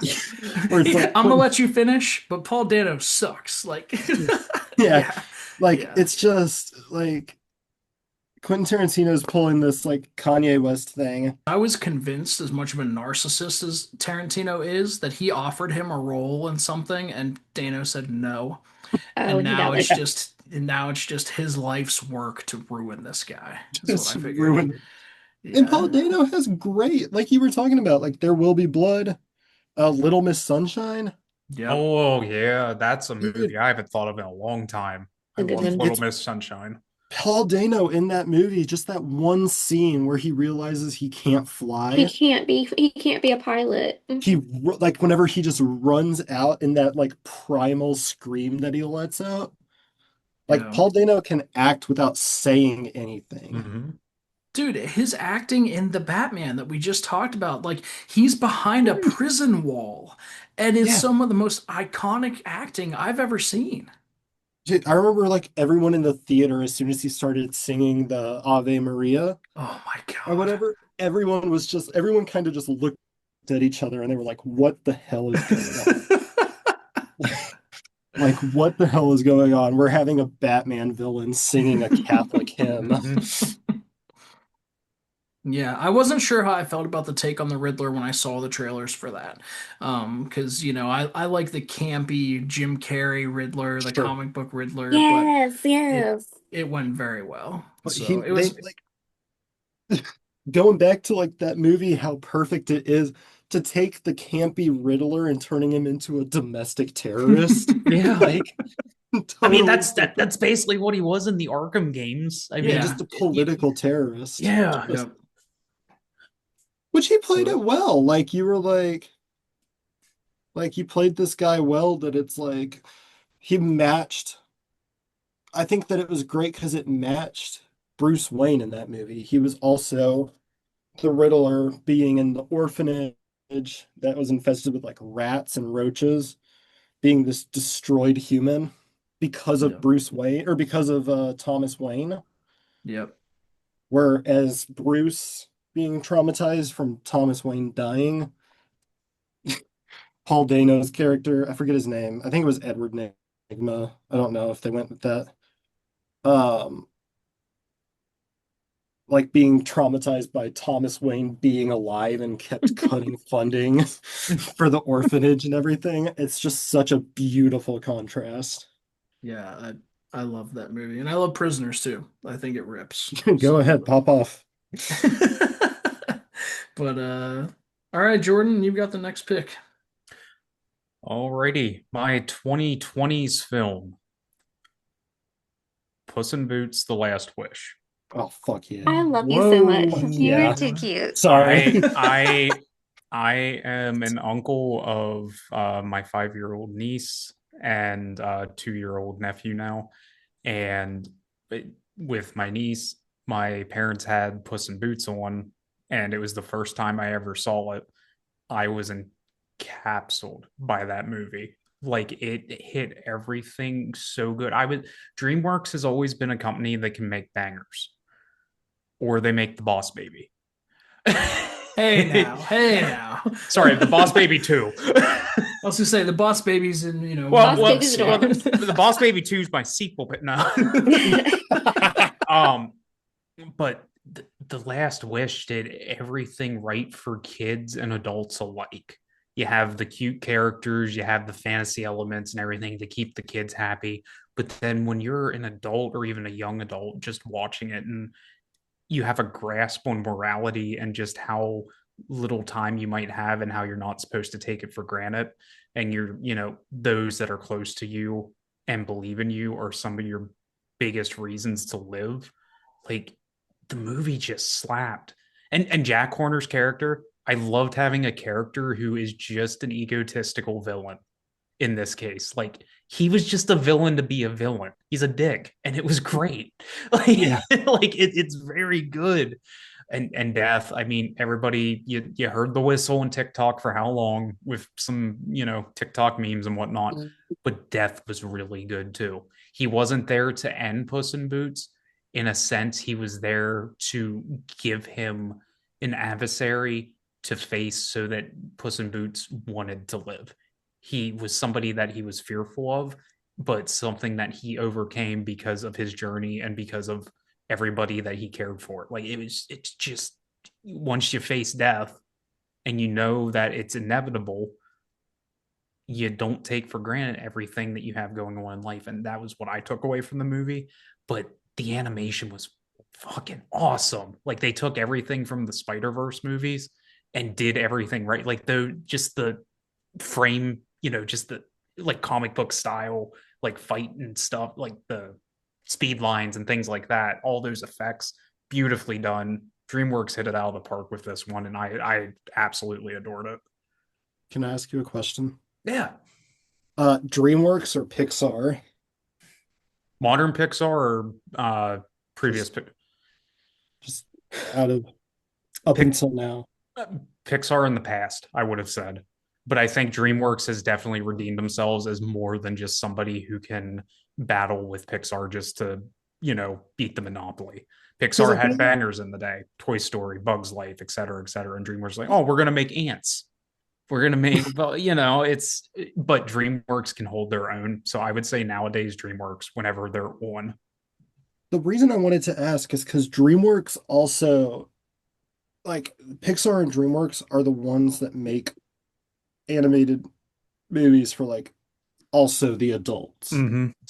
Like we recently watched me and my fiance recently watched Monsters Incorporated, the Mm-hmm. So original one. cute. Mm. It's such a good movie. And then you watch that movie as an adult and you're like, oh, this movie is about capitalism. Like this movie is about, you know what I mean? Like this Yeah. movie is about capitalism. And then DreamWorks had Megamind where it was like about morality and Yeah. about redemption even. Yeah. Like even moral redemption. And it's just like these I love it. We recently rewatched Chicken Little the other day. Uh-huh. That movie slaps. I don't care what anyone says. I don't care if it's a stupid knockoff of everything. I don't care if whatever. That movie is a 10 out of 10. Worst summon in Kingdom Hearts 2 is Chicken Little, but the movie's great. Yeah, the movie is perfect. That's so My fiance and I just watched that like a week and a half ago, 2 weeks ago. She was sick, and I'm like, let's watch a movie. Dude, Chicken Little's banging. Mhm. Chicken Little, Like, I think it's these grown it men. is This is so so cute. good. Chicken Little is such a good movie. I Like, thought it was cool. It's not to get away from Chicken Little, but you were talking Pixar and how kids and adults. It was really a juxtaposition of me growing up watching Toy Story 1, Toy Story 2, and then Andy's going to college in Toy Story 3 and letting go of all these childhood possessions and things. I saw that at the ripe age of whenever I was dealing with college and stuff at that point. Mm. And that hit sure. me on another level of like, fuck, I gotta grow up. And personal things aside, I grew up with them movies, and it's like, Mhm. damn, this is how it should have ended. Now we're getting Toy Story 5. Hey. Toy Story 5. Okay, we're also getting Shrek 5, first off. I'm So waiting for it. the fact, God damn it. the fact that DreamWorks, like, to answer, I know, Dawson, you asked the question, Jordan, I'm going to answer it anyhow. Any company that has Shrek as one of their IPs, I don't care what any other company is, DreamWorks wins. DreamWorks wins Okay. every Like time. he's like Shrek. Mhm. Okay, can It's I talk Shrek. about Shrek like is love. Shrek is life. so Yeah, Chicken I I didn't want Little? your see that. essay. The thing that got me about Chicken Little Mhm. is because I was like a kid whenever I watched it last, right? Like I was like maybe 6 years old whenever I watched it last. And I was like, I'm gonna watch Chicken Little now as an adult. And I was like, I remember it being about aliens, but there's no way in hell it's gonna be about aliens. And 30 minutes into the movie, like the thing fell and it was the alien, and I was like, oh my God, it's about aliens. It's a kid movie about aliens. This Mhm. fucking rocks, dude. Yeah. Do you have any kids movies now, Faith? You got two in a row. Any DreamWorks, any Pixar's, anything like that? So listen, that was going to be Encanto was on my under my 2020s film Very good. Okay. because I'm sorry, it made me feel things. Yeah. And like I'll still sing the songs, and so I'm glad. But okay, so I have two genres left or three. Yes. Two. Or no, you have three. You have three. Yeah. Okay. Okay. We're gonna go with sci-fi, and we're gonna go Fifth Element. Oh, Ooh. Wow. It's just a banging movie. I love Okay. Bruce Willis. I don't know, this maybe it's like a guilty pleasure movie. I just introduced it to my son. He was like, that was okay. And I was like, what do you mean that was okay? That movie was fantastic. It's action packed. We have aliens. Mhm. What's that dude's name? He's so funny in it though.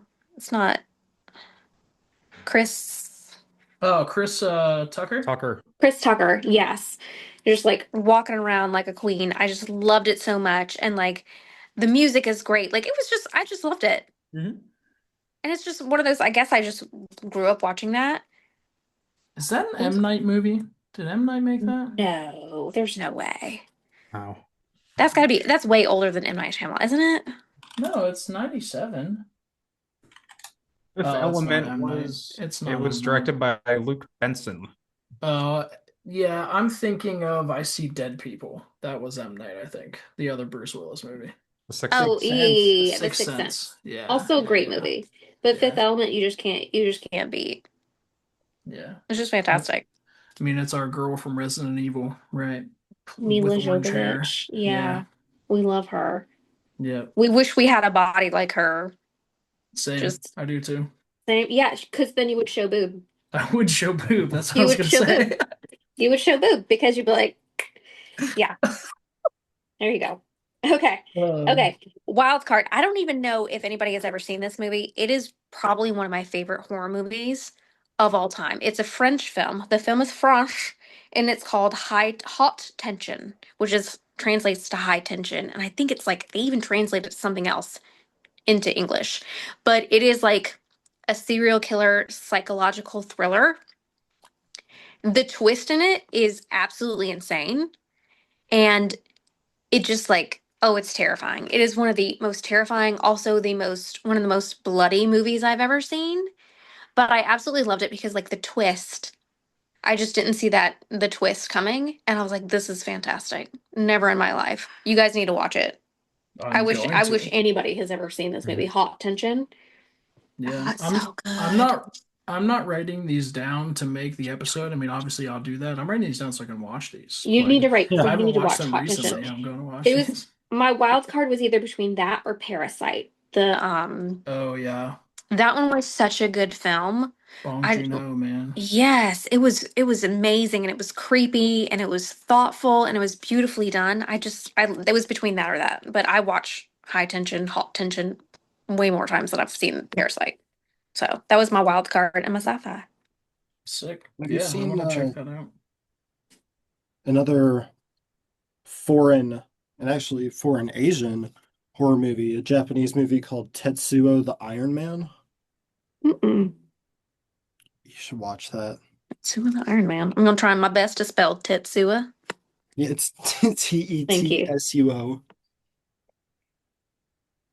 I That's a was trying. messed up. I mean, it's definitely like a gore movie or like body horror. Hmm. So if you don't like that, I do like a good no, body horror. I like horror in general. Like it's it puts me really to bed at night.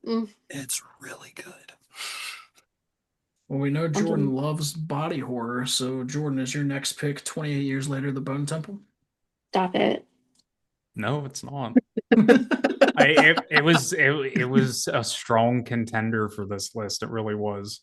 Same. But I had for my 2020s film, I had to give it to Puss in Boots, just the uncle in me and how that grabbed me. Um, I think I'm gonna talk. Where are we at now? I did action, comedy, horror. I have sci-fi and sequel yet. Yep. I'm gonna go sequel, and it's going to be Return to Silent Hill. Hell yeah. Hell yeah. It's not. You sure I'm it's done. not Silent Hill 3D? Look, man. Maybe. No. I'll stop beating the joke into the ground. Favorite sequel, Halloween 2.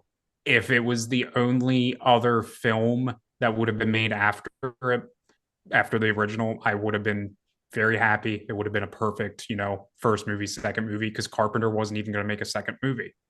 Season of the Witch, man.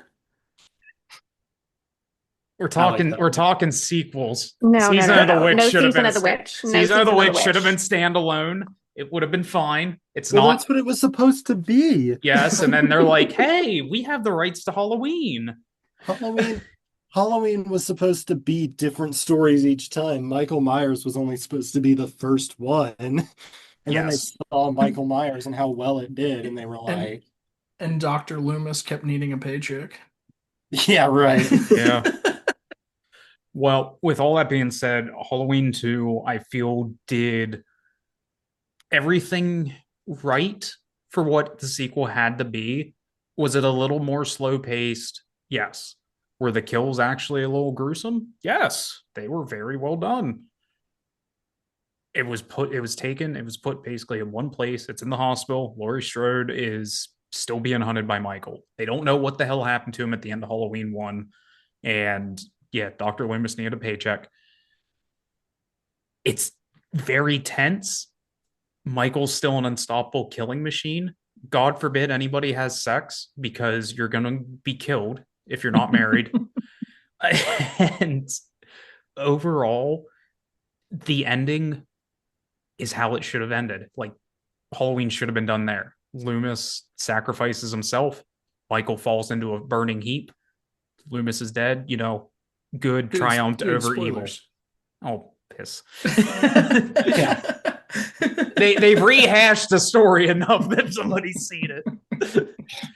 Good triumphed over evil. The boogeyman is dead. That's how it should have ended.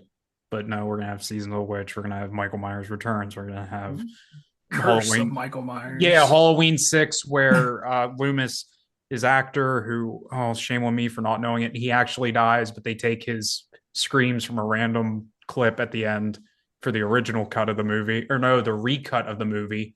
The original director's cut of the movie is absolutely batshit insane, where it's cults, it's fucking Michael can't walk out of this fucking circle because there's some for magical relic that's standing in front of it. It's stupid, but it did give us Paul Rudd before he was Ant-Man, so we have to thank it for that. Anchorman H2O. also gave us Paul Rudd. That's true, but Paul Rudd was my Ant-Man in Halloween. Sex Panther, baby. But All yeah, right. I've got two more picks. I'm going to go with 2020s, and I'm kind of shocked. This was almost my first overall pick. I'm surprised it hasn't been taken, but Joseph Kosinski can do no wrong. And when you pair him with Tom Cruise, they can absolutely do no wrong. Give me Top Gun Maverick as my No. 2020s. Oh, beautiful film. I beat Beautiful myself film. up once a week that I didn't see this in theaters. I saw it twice for you. I very badly want them to re-release it in theaters because the feeling I got from watching F1 in a theater, if I could have gotten that with fucking attack like planes, like, fighter jets and Tom Cruise in a theater, I would have lost my mind. This movie was incredible. I always enjoyed the first one. I really enjoyed Days of Thunder and Top Gun. I thought they were both good. Tom Cruise was awesome. This movie rocked my world. It is a 10 out of 10. It is very rare I give a movie a 10 out of 10. This is a 10 out of 10. It was incredible. All right, Dawson, you have your second to last pick, and then Trevor, you have your final two after that. All right. Give me 2020s. I want one battle after another. Um, Whoa, a yeah. 2025 movie. Let's go. I love Leonardo DiCaprio. He's kind of a weird sex freak, but his acting is top notch. His acting is top notch. I don't know, man. I think that one battle after another. I think I remember seeing Sinners in 2025 and being like, this is the movie of the year. There's no way anything's gonna, you know. And then I saw one battle after another in 70 millimeter, and that Whoa. movie, dude, yeah, 70 millimeter. Oh my yeah, gosh. yeah, in IMAX, 70 millimeter IMAX. We had to drive like 2 hours to get to a theater that did it, and we didn't I'm know so anything about the jealous. movie. Yeah, Wow. God, can you imagine that car chase scene in 70 millimeter IMAX, dude? In our Regal, I've probably sat in theater 13 just like we did, going over those humps, my stomach was dropping. Can you imagine in 70 millimeter? I don't Oh have my to God. imagine. I saw it. Oh my God, I'm Yeah. so jealous of you. I'm moving to Dude, in Houston. Cinemark, we had to drive to a Cinemark that did 70 millimeter IMAX. Um, yeah, it was worth it. It was 100% worth it. Sean Penn, wow. There's a part of me that wishes the Oscars kind of did things like they used to, where they wouldn't give the best movie also best director to showcase more movies. But if PTA doesn't win for best screenplay, best director, and best film, I don't. It was the greatest movie that came out in 2025 by a For sure. mile. If I had to, my goal was to take Everything Everywhere All at Once because I like that one more. But I already took that for sci-fi, so I took One Battle. Dude, it's just such a banger movie. Like that car chase at the end. Sean Penn playing the weirdest guy known to man. Like literally the worst guy. And then Leonardo DiCaprio's character, Ghetto Bob, being like fucking clueless. Like, like clueless the whole movie. He can't do anything right. or whatever, but he just like loves his daughter so much. Yeah, Yeah. Leo, I I think thought when I saw this that Leo was going to win Best Actor. I don't think that anymore. I think it's probably going to be Timmy. Um, but Leo, it kind of bothers me that Leo won Best Actor for The Revenant when that's not even close to his best role he's had. I think his It's best very role. What's his good. best role? What's his best role? Hmm, shit. His favorite movie, or sorry, my favorite movie that he's in is probably Shutter Island. So that's probably up there for me, but I don't Wolf of know. Wall Street #1. Wolf of Wall See, Street #1, baby. What's I don't eating Wolf of mess with Wall Spielberg, that right? Street. movie. I think he's great. I'm Wolf serious. of I'm kind of serious. Not my favorite, but he did a fantastic, No, he fantastic. was he was really good in that. I just was not No, expecting when it was eating like Gilbert Grape to come out of your mouth. Leo DiCaprio in one battle and after another with his co-star fucking Sean Penn being the grossest human ever. And Like, Benicio, man, Benicio's great in this too. dude, he's just so like. I think another one is like whenever they're arresting Sensei, and he's like, "Have you had anything to drink?" Yeah, I've had a few. Few what? A few small beers. This is certainly going to be a hot take. I'm not big on Tiana Taylor. I think Chase Infinity should have been nominated for this movie way before Tiana Taylor should have been. And I Yeah, don't, this movie would have been a 10 out of 10 for me, except, and I'm not going to spoil it, but the very end, the letter or whatever, like, I hated that. I hated that ending. I think it's still a 10 out of 10. That's something I can look over. Yeah. But besides that, I mean, I know you haven't talked about it before, besides that, it's a perfect movie. I just But think that like another like it just has so many great lines of dialogue. Like another one is Sean Penn's "You like black girls." You you like black girls? I love them. I love them. Like I yeah, just can't stress that enough that Sean Penn plays like the grossest person known to mankind in this movie. I do wish he hadn't been nominated for Best Supporting Actor because I think it's going to split the vote between him and Benicio del Toro. So I don't think either of them are going to get it. And I'm concerned it's going to be Jacob Elordi winning Best Supporting. I there's a lot of bad movies, but like any of the Oscar not I haven't seen them yet, but I feel like there are more good movies than there were bad movies in 25. Yes. I think I forget who I was talking about this with, maybe you, Trevor. There were certainly higher highs in 2024, but 2025 is a better year for films than 24 was, I think. For Wholeheartedly. Absolutely. sure. And the Oscars are showing that. The Oscars are showcasing a ton of great movies. For sure. Like I just think that like I feel like with 2025, I'm just gonna name some, right? Like I think that the Safdie brothers, I haven't seen Marty Supreme yet. Oh, I yeah, I need forgot to. you haven't seen that, right? Yeah. I got sick, but I've like the Safdie brothers. I'm a sucker for anything Safdie, like literally anything.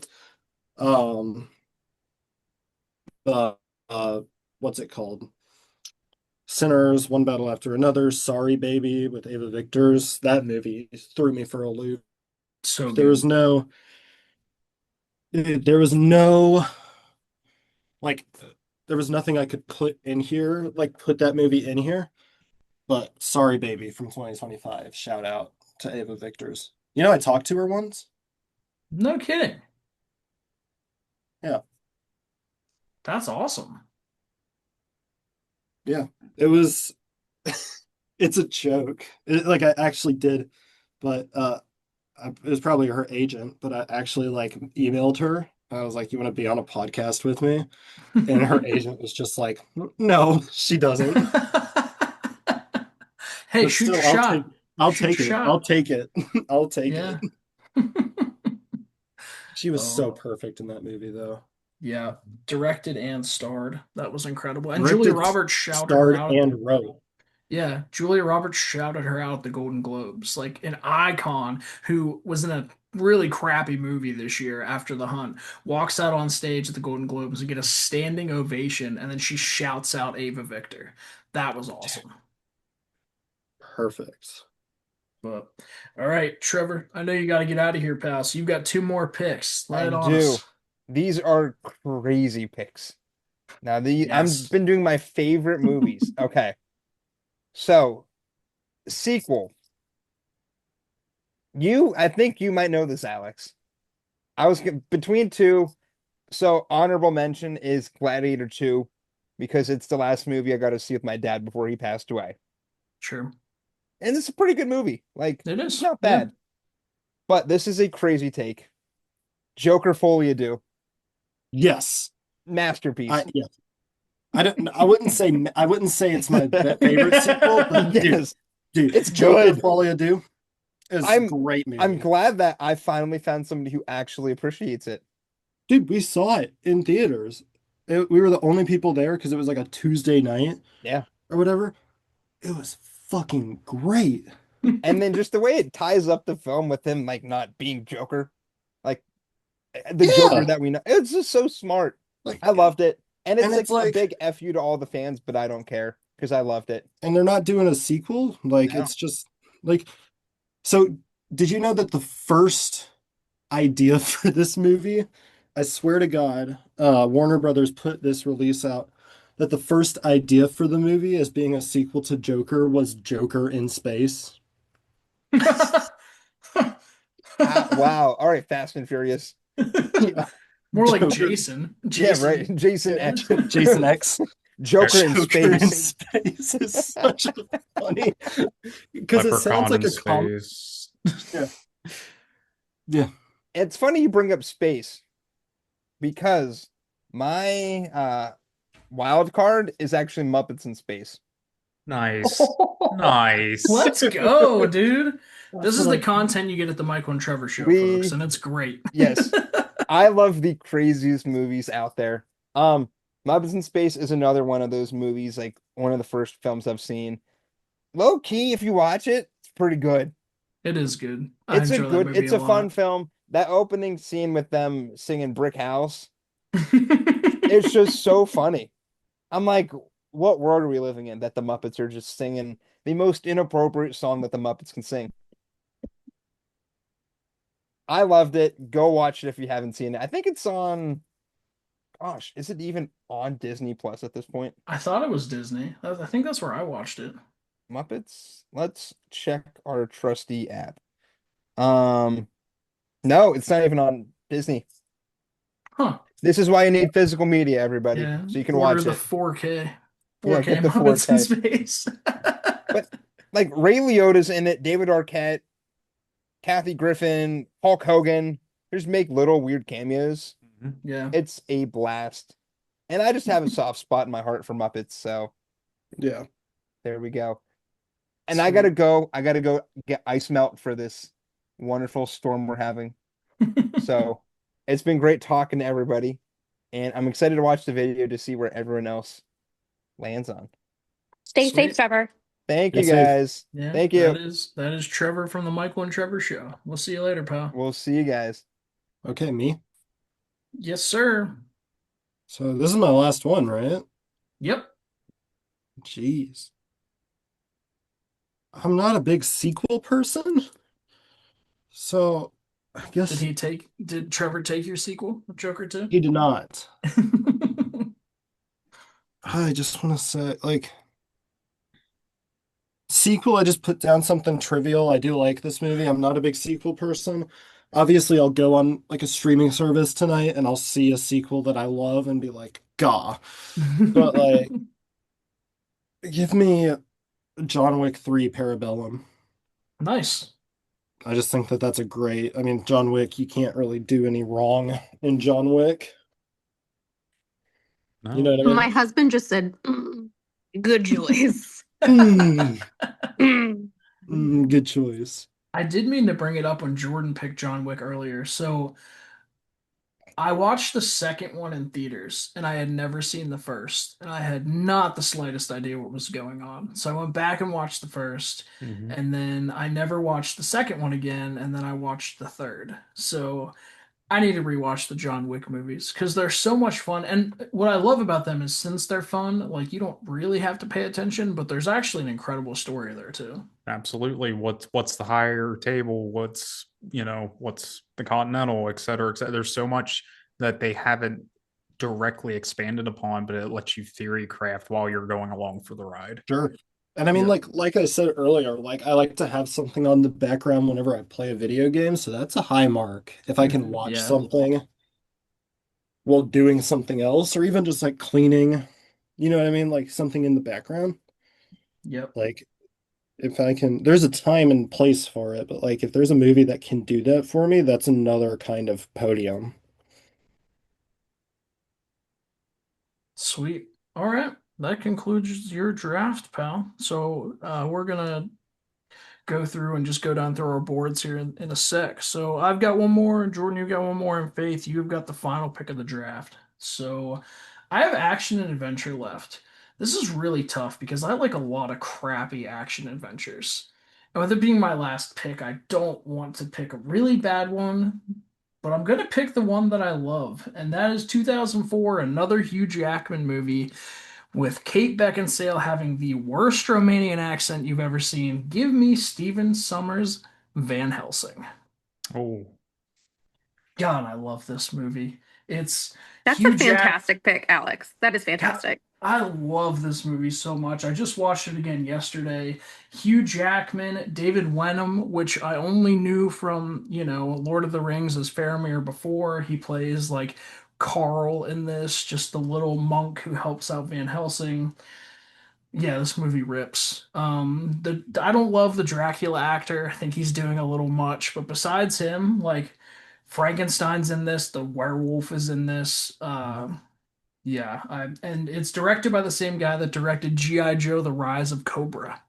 And you can tell when you go back and watch G.I. Joe: Rise of Cobra because all the deaths look just like the vampire deaths in this movie. So the dude's got a formula and it works. I love it. nice. So, all right, Jordan, you've got the penultimate pick of the draft. Alrighty. Sci-fi. Back to the Future, hands down. The One of first one? my yes, one of my absolute. The second one is just about there for me, but being my introduction to sci-fi again as a young Jordan, my dad loved this movie. He loved the trilogy, and I grew up with them and absolutely adored those movies. Just something about the atmosphere of the first one. It could have ended there if they didn't want a sequel bait it. It was beautiful. Just the idea of time travel, the idea of, oh no, I'm in the past, I have to fix this or else I'm gone. I don't know, the music, the record drops that they had for the time, I absolutely loved it. uh could you pick a better, like, down to earth sci-fi movie? It literally down to earth. We're not in space, we're not doing all that. The craziest thing about it is time travel in this movie. Everything else is grounded and it makes sense. And it's just a really fun adventure between Marty and Doc trying to fix what got screwed up. And the very first episode of our podcast, we reviewed Uh-huh. that movie. Absolutely. God bless George McFly. No, no, fuck George McFly. No, a lot of my movie tastes of nostalgia come from my parents, and Back to the Future is just, it was one of my dad's favorite films. I got him the Blu-ray collector's edition as a birthday gift years ago, and like I absolutely adore the movies. Sick. All right, we're coming up on 2.5 hours. So, Faith, give us the greatest final pick in movie draft history. Okay, I'm sorry. I had to turn my I'm literally eating ribs right now. I was like, I am so hungry. I love you guys. I'm so hungry. Okay, so my last one is comedy. And I was gonna go Bridesmaids, but Hmm. Alex and my husband changed my mind to go for Tropic Thunder. Oh, let's go. I don't think you could. It's a really solid, funny movie. I mean, we have RDJ pretending to be an African American man. I'm a Um, dude disguised as a dude, or I'm a dude playing a playing dude another disguised as dude. another dude. Playing another dude.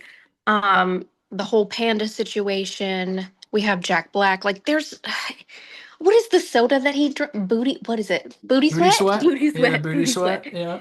Booty sweat. And I don't think that you could make that movie now. Tom Cruise and Tom Cruise unrecognizable. being Yeah. unrecognizable. And that kind of comedy, I just love. Like they did not care about anything. The They great actor Nick Nolte playing a sleazy old military dude. Like, like I it was so so good.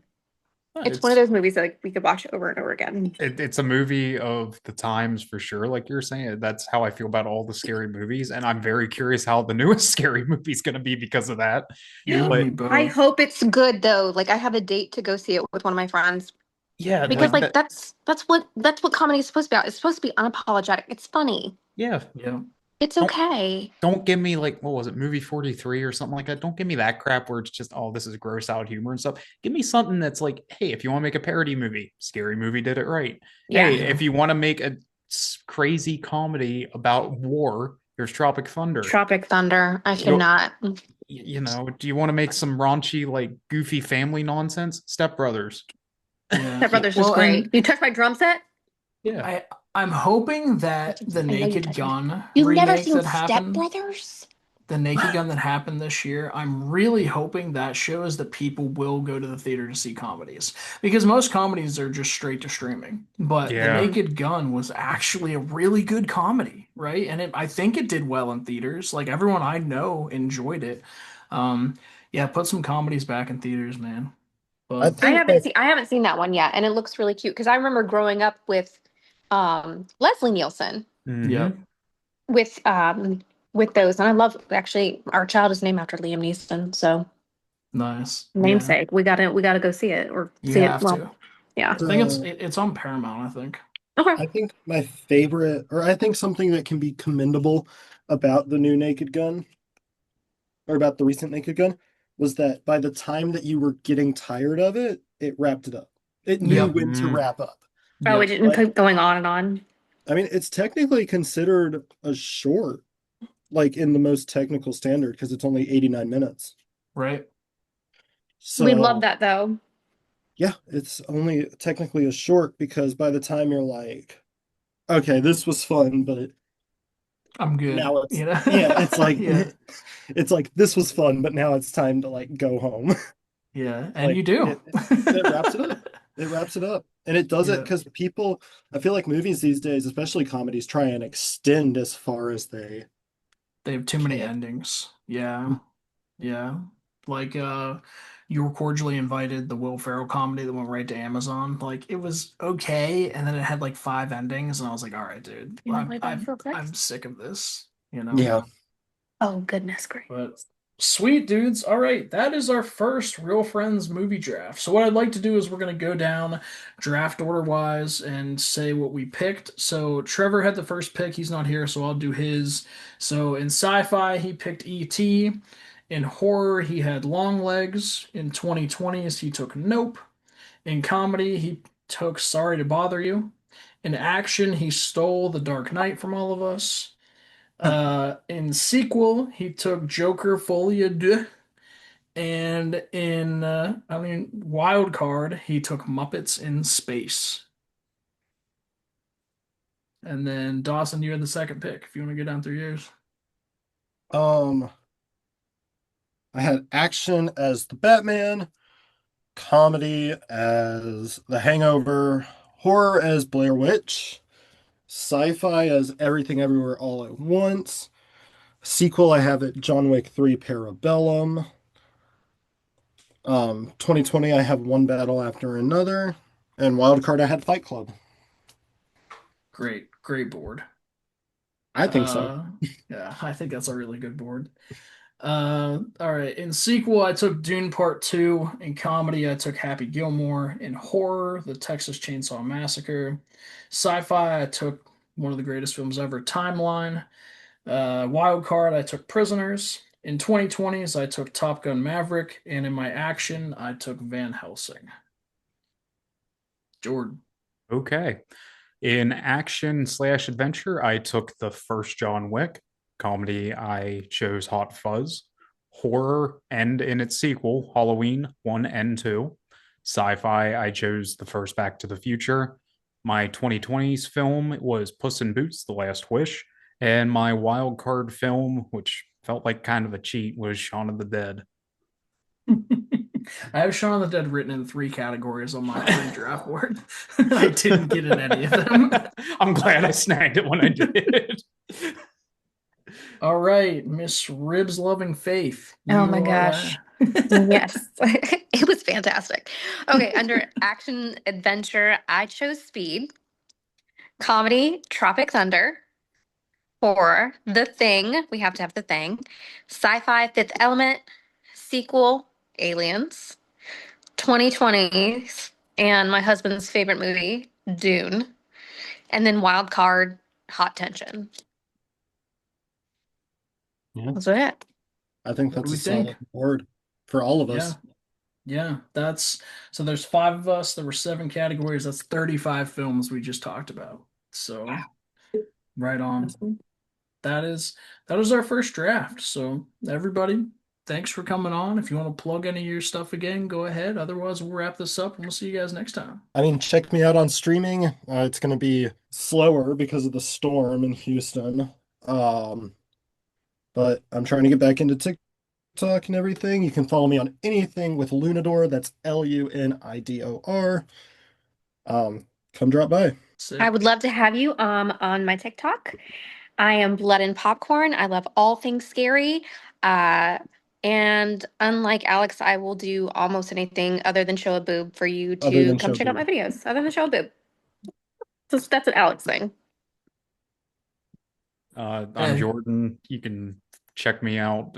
I have a YouTube and a Twitch channel. I don't really do either, but it's under Ghost Eater. Whenever I feel like streaming, if you follow me, you'll get the notifications for it. But I play whatever I like to play, and it's very sporadic due to my own schedule. But I try to be as sociable as I can while I'm playing whatever my hot game of the week is. Street Fighter 6 is what I'm playing right now. So Oh, hell yeah. until Resident Evil 9 comes out. Getting the Street Fighter movie this year. Let's go. Absolutely. I'm excited for that cast. As goofy as that movie is going to be, I'm hoping it's a good one. If it's anything like the last Mortal Kombat that came out, but just funny, I'm so ready. Absolutely. But sweet. Well, that's been the movie draft. This has been the Real Friends podcast, and we'll see you guys next time. Take care. Bye-bye. Fuck Return to Silent Hill.